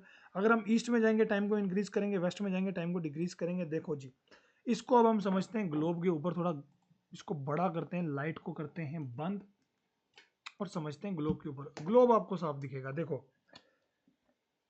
अर्थ जो है ना, अर्थ आपकी ऐसे घूम रही है वेस्ट टू ईस्ट। देखो, ये आपको इंडिया दिख रहा है, तो ये रहा इंडिया का ईस्टर्न साइड, ये sorry 7 sister, eastern side, western side. तो अर्थ इस तरह से घूम रही है वेस्ट टू ईस्ट। ओके, इस तरह से अर्थ घूम रही है।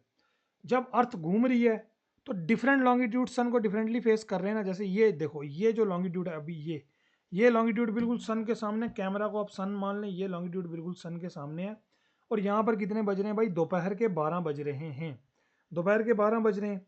तो अगर आप इस तरफ जाएं, ईस्ट की तरफ जाएं, ईस्ट की तरफ जाएं, तो आप टाइम को इंक्रीज करेंगे। क्यों टाइम को इंक्रीज करेंगे? और वेस्ट की तरफ जाएं, अगर आप इस वेस्ट की तरफ आए, ये रहा आपका जो ये जो साइड है, इसको मैं दबा के रखता हूँ ऐसे। ओके, ये जो जगह है यहाँ पे 12 बज रहे हैं दिन के। ये रहा वेस्टर्न साइड, ये रही उसकी ईस्टर्न साइड। जब आप ईस्ट की तरफ जाएंगे तो टाइम बढ़ेगा, जब आप वेस्ट की तरफ आएंगे तो टाइम घटेगा। क्यों? देखो, अर्थ जो है ना वो वेस्ट टू ईस्ट घूम रही है ऐसे, और 24 घंटे में ये घूम जाती है पूरी, और दिन हो जाता है इस तरह से। और अगर समझो यहाँ पे 12 बज रहे हैं अभी, तो ये जो साइड है, ये साइड, ये तो पहले ऐसे सन के अपोजिट थी ना, पीछे थी, दूसरी तरफ थी, अंधेरा था यहाँ पे।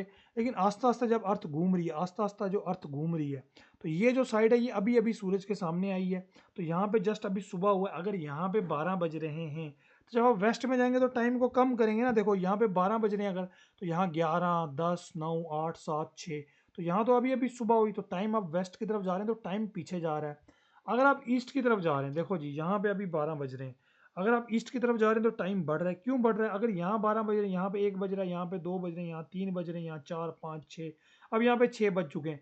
थोड़े समय बाद क्या होगा, ये अर्थ ऐसे घूमेगी, इसको पीछे ले जाएगी, अंधेरा हो जाएगा। समझो मेरे फेस की तरफ अंधेरा है, तो अंधेरा हो जाएगा। तो समझ रहे हैं आप, जब आप ईस्ट की तरफ जाते हैं तो टाइम बढ़ता है, क्योंकि अगर 11 यहाँ पे 12 बज रहे हैं दोपहर के, तो यहाँ 1 बजेगा, 2 3 4 5 6 7, तो ये थोड़े समय बाद इस तरह से जाके अंधेरा बढ़ जाएगा। अगर आप वेस्ट की तरफ जाते हैं तो टाइम घटेगा। अगर यहाँ पे 12 बजे तो 11 10 9 8 7 6, तो ये जगह तो जस्ट अभी अभी, ये जगह पहले ऐसे पीछे थी सूरज के, जस्ट अभी अभी सूरज के इस तरह से सामने आई है, तो सुबह हुई है। तो जब आप ईस्ट की तरफ जाते हैं तो टाइम बढ़ता है, जब आप वेस्ट की तरफ जाते हैं तो टाइम कम होता है। आई होप आपको ये लॉजिक समझ में आ गया हो, क्योंकि अर्थ जो है वो वेस्ट टू ईस्ट घूमती है। Okay, so as you can see on the globe, जो मेरिडियंस है लॉन्गिट्यूड के, वो 180 डिग्री 180 डिग्री ईस्ट। अच्छा, ये चीज़ आपको समझ आ गई कि वेस्ट में जाएंगे तो टाइम जो है आप क्या करेंगे, टाइम को कम करेंगे। ईस्ट में जाएंगे तो टाइम को बढ़ाएंगे। क्यों करेंगे, कम बढ़ाएंगे, ये अब आपको अच्छे से समझ आ गया होगा। ग्लोब के ऊपर मैंने आपको अच्छे से समझा दिया। ओके, अब आप देखो, जब आप ग्लोब के ऊपर या आप गूगल अर्थ के वगैरह अगर आपको ऊपर मैं दिखाऊं, तो ये रहा आपका 0 डिग्री। 0 डिग्री से आप जाएंगे, यहाँ से 1 2 3 4 शुरू होगा, कहीं ना कहीं तो 180 डिग्री ईस्ट आएगा ना, और यहाँ से जाएंगे तो कहीं ना कहीं तो 180 डिग्री वेस्ट आएगा। जो 180 डिग्री वेस्ट और 180 डिग्री ईस्ट ना, ये सेम लॉन्गिट्यूड है, ये सेम लॉन्गिट्यूड है। और इसके आगे हम डब्ल्यू या ई नहीं लिखते, इसको सीधा 180 डिग्री लिख देते हैं, ताकि कन्फ्यूजन ना क्रिएट हो।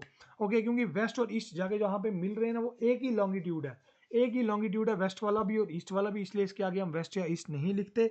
इसको एक्चुअल में हम इंटरनेशनल डेट लाइन कहते हैं। इसका क्या फंडा है, इसका क्या सिस्टम है, इसको हम थोड़ी देर में समझेंगे।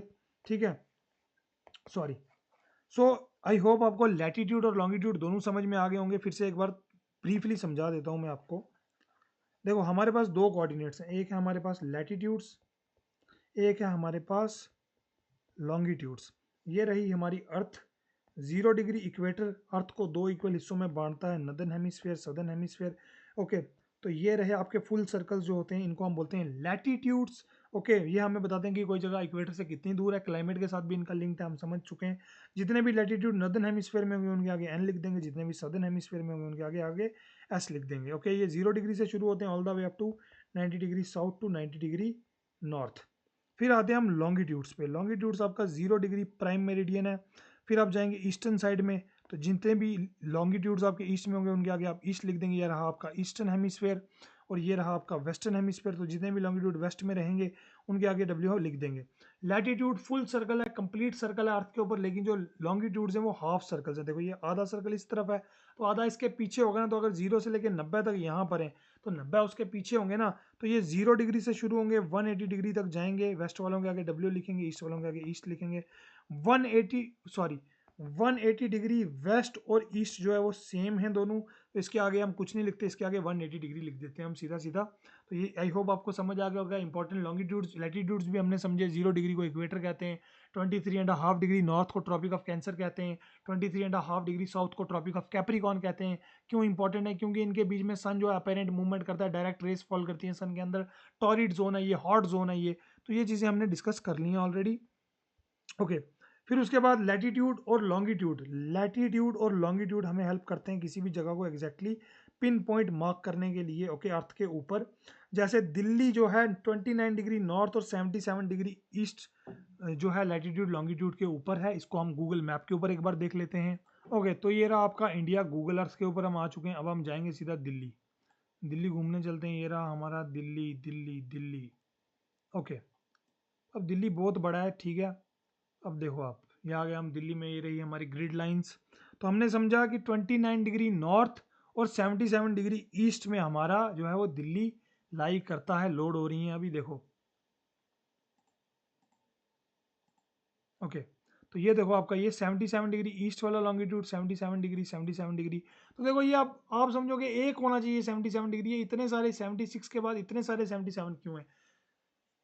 1 डिग्री से 2 डिग्री के बीच में ना काफी बड़ा फासला रहता है। ओके, काफी डिस्टेंस है। तो दो डिग्रियों के बीच के जो लॉन्गिट्यूड्स या लैटिट्यूड्स होते हैं उनको हम फर्दर ब्रेक कर देते हैं मिनट्स और सेकंड्स में। ओके, तो इसलिए आपको बार बार 77 देखने को मिल रहा है। और ये देखो, ये रहा आपका 28, ये रहा 29। समझ रहे हो आप? तो ये रहा आपका 77 डिग्री, ये रहा 29 डिग्री नॉर्थ, 77 डिग्री ईस्ट, 20। देखो एग्जैक्टली पिन पॉइंट हमने मार्क कर दिया कि भाई दिल्ली यहाँ पर है। तो समझ रहे हैं आप किस तरह से लैटिट्यूड और लॉन्गिट्यूड का इस्तेमाल करके हम किसी भी लोकेशन को पिन पॉइंट मार्क कर सकते हैं अर्थ के ऊपर। तो जो आप ये देख रहे हैं 77 डिग्री के बाद 77 डिग्री 5 4 3 10 20, तो मैंने बता दिया आपको कि जो 2 डिग्रीज होती है ना, 1 डिग्री और 2 डिग्री, अगर लैटिट्यूड्स की बात करें तो इनके बीच में काफ़ी ज़्यादा डिस्टेंस है, तो इसलिए इनको फर्दर ब्रेक किया जाता है मिनट्स और सेकंड्स के अंदर, जो आप बड़ी क्लासेस में पढ़ेंगे। ठीक है, जितने भी पैरेलल्स हैं लैटिट्यूड के और मेरिडियंस हैं लॉन्गिट्यूड के, इनको टुगेदर जो है ग्रिड लाइंस बोलते हैं। देखो लैटिट्यूड्स को पैरेलल्स ऑफ लैटिट्यूड्स क्यों बोलते हैं, देखो ये एक दूसरे के पैरेलल हैं, ये एक दूसरे के पैरेलल हैं, ये एक दूसरे से नहीं मिलते। लेकिन जो लॉन्गिट्यूड्स हैं ना आपके, ये देखो सारे जाके जो है वो सारे जाके मीट करें नॉर्थ पोल या साउथ पोल के ऊपर। तो जो आपके लैटिट्यूड्स हैं उनको पैरेलल्स ऑफ लैटिट्यूड भी कहा जाता है। पैरेलल लाइंस क्या होती हैं, जो आपस में कभी नहीं मिलती एक दूसरे के साथ, जिनके बीच में इक्वल डिस्टेंस रहता है। ओके, तो लैटिट्यूड्स को पैरेलल्स ऑफ लैटिट्यूड्स भी कहते हैं और लॉन्गिट्यूड्स को मेरिडियंस ऑफ लॉन्गिट्यूड्स भी कहते हैं। मेरिडियन ऑफ लॉन्गिट्यूड क्यों कहते हैं, क्योंकि एक लॉन्गिट्यूड के ऊपर टाइम जो है वो ऑलमोस्ट बराबर रहता है। ओके, सो इन लाइंस को हम ग्रिड लाइंस भी बोलते हैं। देखो ये ग्रिड ग्रिड पैटर्न बना रहे हैं ना ग्लोब के ऊपर, देखो ये ग्रिड लाइंस हमने गूगल अर्थ के ऊपर भी देखा, सेम लाइंस है। ये देखो ये एक ग्रिड बन गया, दूसरा ग्रिड, तीसरा ग्रिड, तो ये क्या करें, ग्रिड पैटर्न बना रहे हैं हमारे ग्लोब के ऊपर, तो इसलिए इनको ग्रिड लाइंस भी कहते हैं। ये हमने डिस्कस कर लिया। प्राइम मेरिडियन जो है वो अर्थ को ईस्टर्न हेमिस्फीयर और वेस्टर्न हेमिस्फीयर में डिवाइड करता है, और जो हमारा 0 डिग्री इक्वेटर है वो नदर्न हेमिस्फीयर और सदर्न हेमिस्फीयर में डिवाइड करता है। ये चीज़ें हमने डिस्कस कर ली।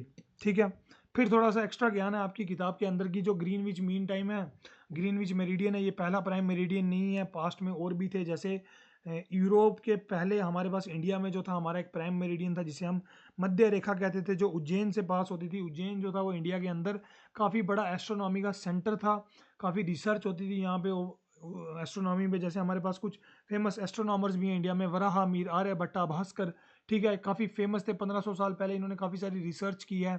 ओके, जो इंडियन एस्ट्रोनॉमर्स थे वो अवेयर थे कंसेप्ट लैटिट्यूड और लॉन्गिट्यूड का, उनको ये भी पता था कि प्राइम मेरिडियन क्यों ज़रूरी है। तो वो उज्जैन से जो रेखा पास होती है, जो लॉन्गिट्यूड पास होता है, जिसको मध्य रेखा कहते थे, उसको as a prime meridian use करते थे। ये हमें जितने भी इंडिया के अंदर एस्ट्रोनॉमिकल टेक्स्ट थे, जिनकी कैलकुलेशंस की जाती थी एस्ट्रोनॉमिकल, वो इस मध्य रेखा का इस्तेमाल करके की जाती थी। आप इस मध्य रेखा के आसपास देख सकते हैं काफ़ी सारी सिटीज़ हैं, एंशियंट सिटीज़ हैं, क्लोज हैं, जो उज्जैन के, ठीक है, इस मध्य रेखा के पास में, कुछ पास हैं कुछ दूर हैं। तो ऐसा क्यों है, क्योंकि उस टाइम पे लॉन्गिट्यूड को मेजर करना काफ़ी मुश्किल था, एक्यूरेट नहीं होता था जितना आज मॉडर्न टेक्नोलॉजी के साथ एक्यूरेट हो गया है। ओके, जो इंडियन एस्ट्रोनॉमर्स थे वो काफ़ी अवेयर थे, उनको काफ़ी सारी चीज़ें पता थी, जैसे उनको लूनर एक्लिप्स, सोलर एक्लिप्स, इनके कंसेप्ट पता थे। ओके, काफ़ी सारी चीज़ें इनको पता थी। फिर अगर हम बात करें, अब देखो लैटिट्यूड लॉन्गिट्यूड हमने पढ़ लिया। अगर मैं बात करूं इंडिया के एक्सटेंट की, कि इंडिया कितना बड़ा है, कितना बड़ा है, तो देखो 36.5 डिग्री नॉर्थ से लेके 8 डिग्री 4 मिनट नॉर्थ, ये दो लैटिट्यूड के बीच नॉर्थ एंड साउथ एक्सटेंड है इंडिया का। 97 degree 25 minute east, 68 degree 77 minutes east. ये देखो ये एक लॉन्गिट्यूड, ये लॉन्गिट्यूड, ये लैटिट्यूड, ये लैटिट्यूड। इन लॉन्गिट्यूड और लैटिट्यूड के बीच है इंडिया। तो इंडिया का एक्सटेंड जो है वो क्या है, ये रहा इंडिया का एक्सटेंड। और इंडिया जो है वो एंटायरली नदर्न हेमिस्फेयर, इस नदर्न हेमिस्फेयर और ईस्टर्न हेमिस्फेयर, इस पार्ट में है वर्ल्ड के। ओके, नदर्न और ईस्टर्न हेमिस्फेयर में है। आई होप आपको समझ गया कहाँ लाई करता है इंडिया। 8 डिग्री 4 मिनट नॉर्थ से लेके 37 degree 6 minute north. Okay, latitude और लॉन्गिट्यूड 68 डिग्री 7 मिनट ईस्ट से लेके 97 डिग्री 25 मिनट ईस्ट के बीच में इंडिया लाई करता है। आई होप आपको ये चीज़ भी समझ में आ गई होगी। मिनट क्यों बोल रहा हूँ मैं आगे, अरे मेरी जान, दो लैटिट्यूड या लॉन्गिट्यूड के बीच में काफ़ी डिस्टेंस रहता है, और एग्जैक्टली और अच्छे से एक जगह को पिन पॉइंट करने के लिए हम लॉन्गिट्यूड्स या लैटिट्यूड्स को फर्दर ब्रेक कर देते हैं मिनट्स और सेकंड्स के अंदर। आई होप आपको ये चीज़ समझ में आई होगी। ओके, अब देखो जी 0 डिग्री जो है प्राइम मेरिडियन है, 0 डिग्री प्राइम मेरिडियन है। इसके ईस्ट में जाएंगे तो टाइम जो है आपका बढ़ रहा है, इसके वेस्ट में जाएंगे तो टाइम जो है वो कम होता जा रहा है। ओके, टाइम बढ़ रहा है और घट रहा है ईस्ट और वेस्ट में। तो ये चीज़ें अब देखो समझो, अब हम टाइम जोन्स को समझते हैं। अर्थ रोटेट करती है west to east, okay, making full turn every 24 hours. अब देखो जी अर्थ जो है 24 घंटे लगाती है एक चक्कर काटने में। हमें पता है 360 डिग्री होती हैं, यस और नो, 180 डिग्री 360 डिग्री होती हैं। पूरा घूमने में 360 डिग्री तो है ना, पूरे लॉन्गिट्यूड देखो 360 डिग्री 180 180। ओके, सो इसका मतलब ये है कि 360 डिग्री, ओके, 360 डिग्री घूमती है। ओके, तो यानी कि अगर हम इसको डिवाइड कर दें 24 के साथ तो आंसर आ जाएगा 15। तो तो यानी 15 डिग्री जो है वो 1 घंटे को रिप्रेजेंट करती है, यस और नो। 360 डिग्री 24 घंटे लगाती है अर्थ पूरा घूमने में, 360 डिग्री है ना, तो 24 घंटे लगाती है अर्थ पूरा घूमने में। तो आंसर क्या आता है 15 हमारे पास, अगर हम डिवाइड कर दें, यानी 15 डिग्री जो है वो 1 घंटे को रिप्रेजेंट करती है, और 60.5 डिग्री जो है वो आधे घंटे 30 मिनट को रिप्रेजेंट करती है, यस और नो। तो क्या होता है, जो कंट्रियाज होती हैं ना, सॉरी जो कंट्रीज होती हैं, कंट्रियाँ होती हैं, ओके। सो जो कंट्रीज होती हैं ना, वो क्या करती हैं 15-15 के डिफरेंस पे, या 15 या 7.5, या 15-15 7.5 के डिफरेंस पे अपने स्टैंडर्ड टाइम्स रख लेती हैं, ताकि एक कंट्री दूसरी कंट्री से आधा घंटा या 1 घंटा आगे पीछे हो, ओके। तो जैसे इंडिया जो है, इंडिया और पाकिस्तान के बीच के टाइम में जो है आधे घंटे का फर्क है, तो हमने 7.5 डिग्री इन दोनों ने एक दूसरे के बीच में टाइम का डिफरेंस रखा हुआ है। तो इस तरह से कंट्रियाँ क्या करती हैं 15-15 डिग्री को, या 15 डिग्री के मल्टीपल्स को, या 7.5 डिग्री, इस तरह से वो यूज़ करती हैं लॉन्गिट्यूड्स को टाइम जोन रखने के लिए अपनी कंट्री का, ओके। ओके, सो कंट्रियाँ क्या करेंगी, मार्क करेंगी meridians of longitude every 15 degree, और हर कंट्री जो जिसमें से वो लॉन्गिट्यूड पास हो रहा है उसको अपना एक स्टैंडर्ड टाइम रख लेगी। अब देखो, ये चीज़ मैं ऑलरेडी आपको एक्सप्लेन कर चुका हूँ, ये चीज़ मैं आपको ऑलरेडी एक्सप्लेन कर चुका हूँ कि अगर प्राइम मेरिडियन पे 12 बज रहे हैं 0 डिग्री पे, अगर आप ईस्ट वर्ड जाएंगे तो टाइम बढ़ेगा। देखो 15 डिग्री ईस्ट पे 1 बज रहा है, 1 घंटा आगे।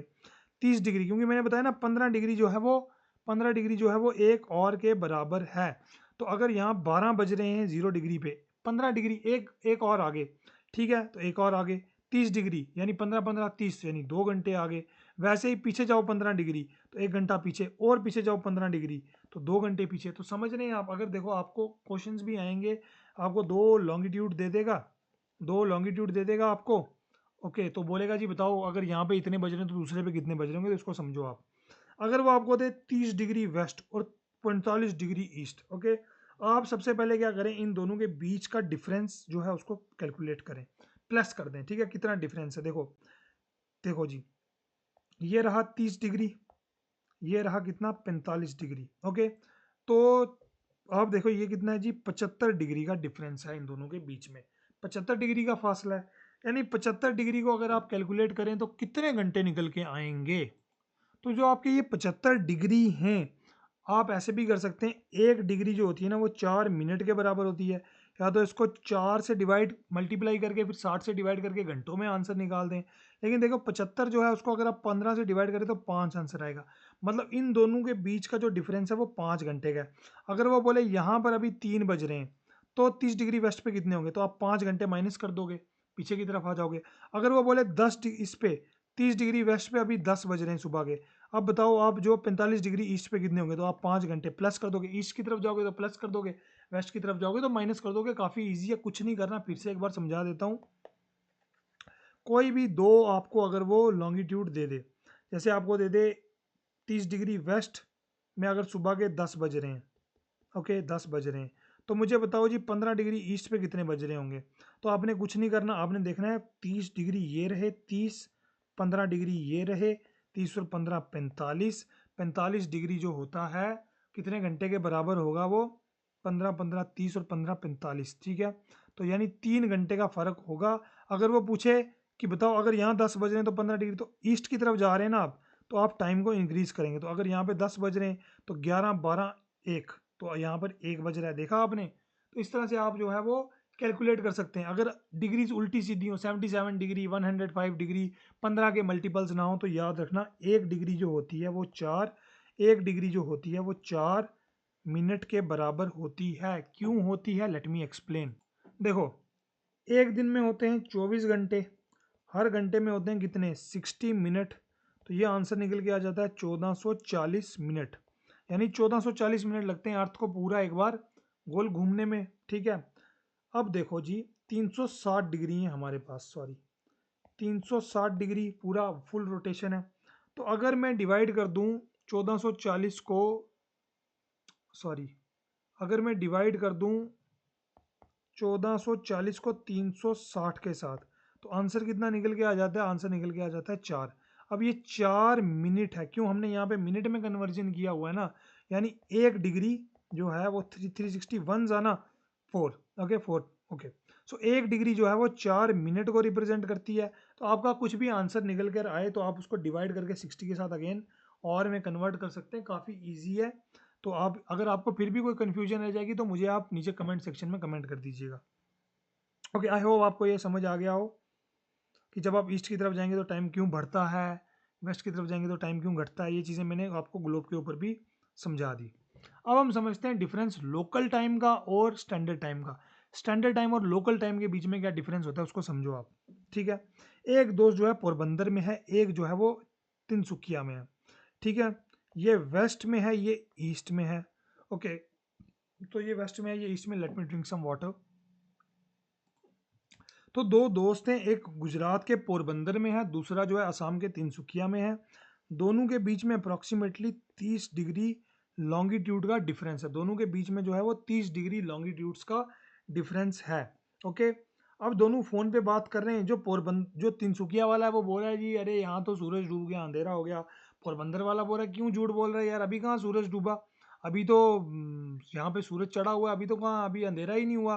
तिनसुकिया वाला बोल रहा है नहीं भाई यहाँ तो अंधेरा हो गया। तो ऐसा क्यों हुआ देखो, लेकिन दोनों की घड़ियों में जो है ना, दोनों की घड़ियों में टाइम जो है वो 6 बज रहे हैं। दोनों की घड़ियों में टाइम 6 बज रहे हैं। ये बोल रहा है अभी अंधेरा नहीं हुआ, ये बोल रहा है अंधेरा हो गया। क्यों? क्योंकि दोनों के बीच में जो लॉन्गिट्यूड का डिफरेंस है रफली अप्रोक्सीमेटली वो 30 डिग्री का है। 30 डिग्री का यानी कि 2 घंटे का डिफरेंस है। यानी अगर लोकली यहाँ पर 8 बज रहे होंगे तो यहाँ पर 6 बज रहे होंगे। देखो ये ईस्ट में है ना, तो टाइम बढ़ रहा है यहाँ पे। अब वेस्ट की तरफ जा रहे हैं तो टाइम घट रहा है। यस और नो, ये चीज़ें हम डिस्कस कर चुके हैं। तो ऐसा क्यों हो रहा है कि दोनों की घड़ियों में 6 बज रहे हैं लेकिन यहाँ पे अंधेरा हो चुका है, यहाँ पे जो है वो अभी भी रोशनी है सूरज की। तो ये डिफरेंस है लोकल टाइम और जो है आपका स्टैंडर्ड टाइम का। देखो, अगर हम इस तिनसुकिया के लोकल टाइम की बात करें तो लोकली यहाँ पे 8 बज जाने चाहिए।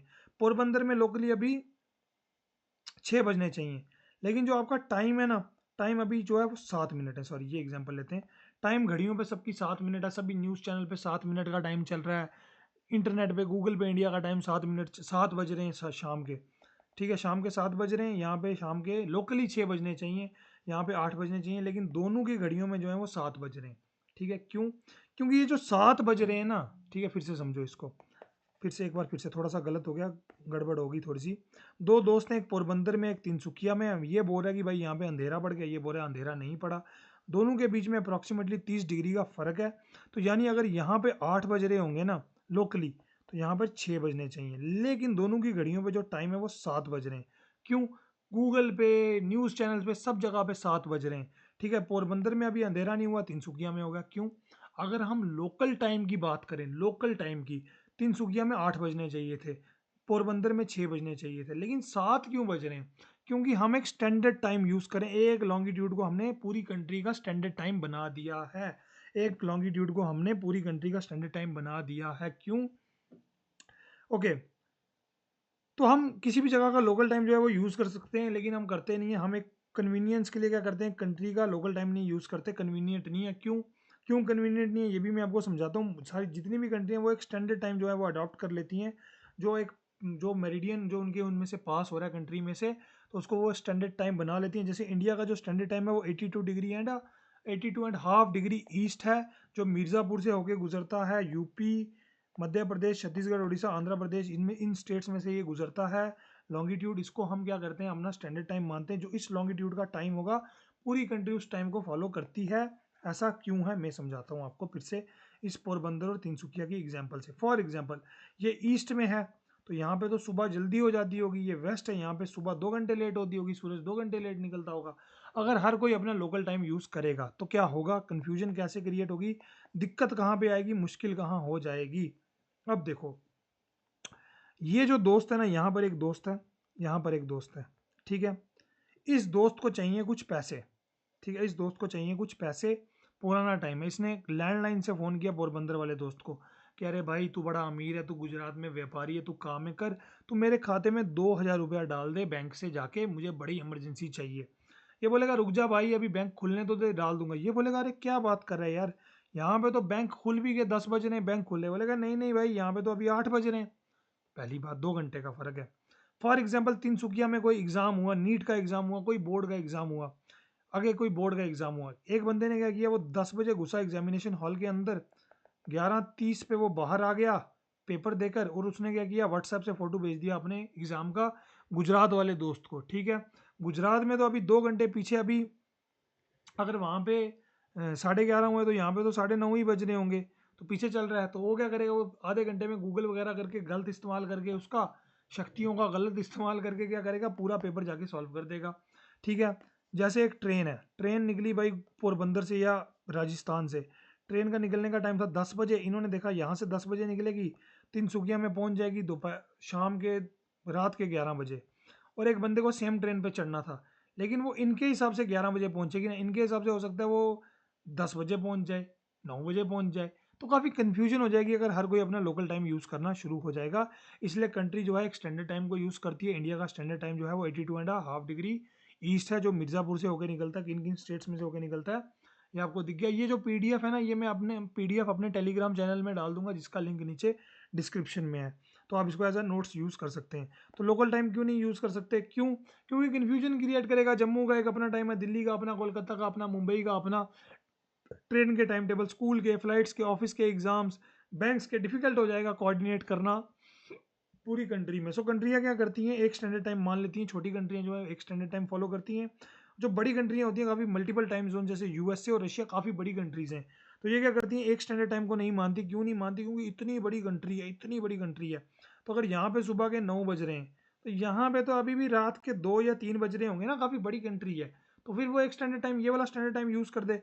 तो यानी अगर वो ये वाला स्टैंडर्ड टाइम यूज़ कर दे, मतलब सुबह के 4 बज रहे हैं, तो पूरे देश में सुबह के 4 बज रहे हैं। ये तो अभी अभी सोने गए थे भाई, इनको तो 4-5 घंटे हुए मतलब 3-4 घंटे हुए सोने गए थे, और सुबह के 4 भी बज गए। तो ऐसा नहीं चलता। बड़ी कंट्रीज में क्या होता है कि दो तीन से ज़्यादा टाइम जोन यूज़ होते हैं। जैसे रशिया की, okay, standard meridian choose in whole country sun time, okay. So जो स्टैंडर्ड मेरिडियन होता है कंट्री का कॉमन टाइम होता है, सन टाइम को यूज़ नहीं करते। सन टाइम हर जगह पे अलग है। तिनसुकिया का सन टाइम अलग है, पोरबंदर का सन टाइम अलग है, दिल्ली का अलग है, महाराष्ट्र का अलग है, मुंबई का अलग है, नासिक का अलग है। तो हम सन टाइम को यूज़ नहीं करेंगे, क्योंकि कन्फ्यूजन क्रिएट हो जाएगी। सन टाइम यानी लोकल टाइम, लोकली वहाँ पे कितने बज रहे हैं सूरज की किरणों के हिसाब से, वो हम इस्तेमाल नहीं करेंगे। हम एक स्टैंडर्ड टाइम का इस्तेमाल करेंगे, जिससे ट्रैवल में, कम्युनिकेशन में, एडमिनिस्ट्रेशन में आसानी होगी। Okay, okay. सो नीचे आप देखो, नीचे आप वर्ल्ड मैप देखो, यहाँ पर आपको दिख रहा होगा स्टैंडर्ड टाइम्स जो हैं, इनकी जो स्टैंडर्ड टाइम्स की लाइन्स हैं, देखो ऊपर से तो सीधी आ रही हैं, लेकिन नीचे जो देखो ये ऐसे ऐसे बेंड हो रही हैं। ये देखो, ये बेंड होती जा रही है, ये बेंड होती जा रही है। ये ऐसा बेंड क्यों हो रही है, इसको समझते हैं हम। देखो फुली स्ट्रेट नहीं है, जो लाइन्स डिवाइड करती हैं टाइम जोन्स को, फुली स्ट्रेट नहीं है, क्योंकि ये रिस्पेक्ट करती हैं एक दूसरे की, कंट्रीज़ की। देखो कैसे रिस्पेक्ट करती हैं, फॉलो करती हैं इंटरनेशनल बॉर्डर्स पे। सॉरी, देखो फॉर एग्जाम्पल ये कंट्री है, एक ये 15 डिग्री भी यहाँ से जा रहा है वेस्ट वाला, और उसके बाद 30 डिग्री भी जा रहा है इसमें से वेस्ट वाला। अब कंट्री ने बोला जी हम तो 15 डिग्री यूज़ करेंगे, लेकिन 30 डिग्री वेस्ट भी तो यहाँ से जा रहा है। तो अब होगा क्या कि आधी कंट्री में तो 10 बज रहे हैं, आधी कंट्री में 9 बज रहे हैं, दो स्टैंडर्ड टाइम पास हो रहे हैं। तो कंट्री क्या करेगी भाई, इस 30 वाले को ना कंट्री के बॉर्डर से निकाल देगी, ऐसे कंट्री के बॉर्डर पे बेंड करके ऐसे निकाल देगी, ताकि एक कंट्री को दो टाइम जोन्स में डिवाइड ना किया जाए। फॉर एग्जाम्पल एक सिटी है, दो टाइम जोन निकल रहे हैं सिटी में से, तो सिटी तो डिवाइड होगी दो टाइम जोन्स में। तो क्या किया जाएगा, अगर सिटी इस टाइम जोन को मानती है तो इसको जाने दो, इसको बेंड करके निकाल देगी साइड से, या इसको मान लेगी बेंड करके, इसको निकाला हुआ है तो इसी को मान लेगी। तो इस तरह से उनको बेंड किया जाता है, ठीक है, ताकि एक कंट्री जो है वो, एक सिटी या एक कंट्री जो है दो टाइम जोन्स में डिवाइड ना हो जाए। ओके, नंबर रिटर्न है देखो, ये रहा 0 डिग्री, ये 1 घंटा आ गया, ये 2 3 4 5 6 7 8 9 10 11 12 पीछे। ओके, तो इसी तरह से इस तरफ देखो आप, 1 2 3 4 5 6 7, ये देखो 12, ये इस तरफ से जो, तो ये 12 इस तरफ का है। तो समझ रहे हैं आगे किस तरह से टाइम जोन्स चल रहे हैं। 15-15 डिग्री के फासले पे हमने टाइम जोन्स रखे हुए हैं, ताकि एक एक घंटे का फर्क रहे दो कंट्रीज के बीच में। Okay, so the numbers are written inside the country. Okay, countries के अंदर नंबर लिखे हुए हैं, जैसे यहाँ पे +5 लिखा हुआ है, तो मतलब अगर यहाँ पे 12 बज रहे हैं, तो यहाँ पे कितने बज रहे होंगे, 12, 1 2 3 4 5, तो यहाँ पे 5 बज रहे होंगे। समझ रहे हैं आप? अगर यहाँ पे देखो, यहाँ पे -3 है, तो अगर यहाँ पे 12 बज रहे होंगे, ठीक है, 10 से 11 12, ओके, यहाँ पे 9 बज रहे होंगे, 9 से 10 11 12, ओके, तो यहाँ पे 9 बज रहे होंगे। तो समझ आइए आपको, तो यहाँ पे प्लस माइनस लिखा हुआ है आपकी इजी अंडरस्टैंडिंग के लिए। Country like Russia, Canada, USA, ये काफ़ी बड़ी हैं, जैसे काफ़ी ज़्यादा टाइम यूज करते हैं। जैसे यूएसए के 6 टाइम जोन हैं, रशिया के 11 हैं। तो जब आप रशिया में वेस्ट टू ईस्ट ट्रैवल करेंगे, तो आप अपनी घड़ी को 10 बार वापस सेट करेंगे, जो नया टाइम जोन आ जाएगा उसके मुकाबले में, उसके अकॉर्डिंगली उसको अलाइन करेंगे, जो नया time zone, local time zone जो आ जाएगा, क्योंकि 11 टाइम जोन है, तो घड़ी को आप बार बार जो है वो सेट करेंगे। लास्ट टॉपिक है हमारा international date line. International date line का कहाँ पर है, जहाँ पे 180 डिग्री ईस्ट और 180 डिग्री वेस्ट जाके मिलते हैं। 180 डिग्री ये जो आपका इंटरनेशनल डेट लाइन है। अब देखो अर्थ जो है, ये अर्थ जो है, अब देखो अर्थ पे कहीं पे डे लाइट है, कहीं पे नाइट है, जो पिछली तरफ है सूरज के वहां पे नाइट है। अब पूरी अर्थ पे तो एक दिन चल नहीं रहा ना, कहीं पे मंडे है तो कहीं पे तो संडे है ना। तो कौन सी लाइन डिसाइड करेगी कहाँ से नया दिन शुरू होगा? वैसे तो जब जहाँ पे रात के 12 बज जाते हैं तो नया दिन शुरू हो जाता है, ओके। लेकिन आप एक प्लेन में बैठे हुए हैं, आप अर्थ का पूरा चक्कर लगा रहे हैं, तो आपने मंडे के दिन पूरे अर्थ का चक्कर लगा दिया, ऐसा नहीं होगा। क्योंकि हाँ, किसी पार्ट में मंडे होगा तो किसी पार्ट में संडे भी जरूर होगा। तो वो लाइन जो ये डिसाइड करेगी कहाँ पे नया दिन शुरू होगा, उस लाइन को कहा जाता है international date line. Prime meridian जैसे ग्रीनविच में फिक्स हुआ था, उसके अपोजिट जो 180 डिग्री है, ओके, जहाँ पे दोनों मेरिडियन जो +12 और -12 के टाइम जोन्स 180 डिग्री वेस्ट और 180 डिग्री ईस्ट जाके मिलते हैं, 180 डिग्री, इसको हमने prime international date line consider कर लिया है। ये भी एक इमेजिनरी लाइन है अर्थ के ऊपर जो रफली 180 डिग्री, रफली क्यों लिखा हुआ है ये देखो, ये क्योंकि स्ट्रेट नहीं है, ये इस तरह से टेढ़ी मेढ़ी है। क्यों टेढ़ी मेढ़ी है? अगर ये कंट्री में से इंटरनेशनल डेट लाइन जा रही है तो यहाँ पर मंडे तो यहाँ पर ट्यूसडे, एक कंट्री को 2 दिन में डिवाइड कर दिया तो दिक्कत हो जाएगी ना। इसलिए जो कंट्रीज के बॉर्डर के पास है ना, जैसे ये देखो अलास्का के पास बेंड हो रही है, ओके, फ्यूजी शीजी जैसे आइलैंड्स के पास ये बेंड हो रही है, ताकि एक कंट्री को जो है 2 दिन में ना डिवाइड कर दे, पहली बात, okay. So as we move around the earth, earth changes okay, earth time change gradually, time change होगा ग्रेजुअली, ओके। जैसे आप पूरा अर्थ का एक चक्कर लगा लें तो कैलेंडर भी तो कंफ्यूजिंग बन जाएगा ना भाई, कहाँ पर दिन चेंज हुआ भाई, ये तो पता चले। So international date line decide करती है कहाँ पर एक दिन खत्म होगा और कहाँ पे नया दिन शुरू होगा। अगर आप जैसे देखो, ये इंटरनेशनल डेट लाइन है, ये रहा वेस्ट और ये रहा ईस्ट। अगर आप वेस्ट से ईस्ट की तरफ जाते हैं तो आप सब्ट्रैक्ट करेंगे एक दिन को। अगर यहाँ पर मंडे था तो ये संडे हो जाएगा, आप एक दिन पीछे चले जाएंगे। अगर आप ईस्ट से वेस्ट की तरफ जाते हैं तो अगर आप एक दिन ऐड करेंगे, जैसे यहाँ पे मंडे था तो ये ट्यूसडे होगा, यहाँ पर संडे था तो ये मंडे हो जाएगा, ओके। देखो यहाँ पे संडे है, यहाँ पे मंडे है। तो समझ आइए आपको कि अगर आप वेस्ट से ईस्ट जाते हैं तो एक दिन सब्ट्रैक्ट करेंगे, मंडे संडे हो जाएगा। ईस्ट से वेस्ट जाएंगे तो एक दिन ऐड कर लेंगे, मंडे जो है वो ट्यूसडे हो जाएगा या संडे मंडे हो जाएगा, ओके। ये जिगजैग है, क्यों जिगजैग है? ताकि ये कंट्री को 2 दिनों में ना डिवाइड कर दे। तो काफ़ी जगह पे आइलैंड्स के पास, ओके, तो ये बेंड हो रही है, ओके, तो पैसिफिक में से ये जाती है, ओके। ये बेंड क्यों होती है? ताकि ये कंट्री को 2 हिस्सों में डिवाइड ना कर दे। आई होप आपको हर चीज़ अच्छे से समझ आ गई होगी। अगर नहीं समझ आई तो please let me know in the comment section. अगर मैंने बहुत गंदा पढ़ाया, अच्छा पढ़ाया, नहीं पढ़ाया, आप क्रिटिसाइज करें, आप तारीफ करें, जो आपको दिल करता है, जैसा मैंने पढ़ाया आप बेझिझक नीचे कमेंट सेक्शन में लिख दें, ताकि मैं भी इम्प्रूव कर सकूं। और काफ़ी मेहनत कर रहा हूं मैं आपके लिए ऐसी वीडियोस लाता रहूँगा। प्लीज़ भाई की साइड हसल को जो है वो सपोर्ट कर दें, ठीक है। तो thank you so much guys, I hope आपको ये वीडियो पसंद आई। अपने दोस्तों के साथ शेयर करें। Help me to grow and I will help you to grow. Thank you so much, have a good day.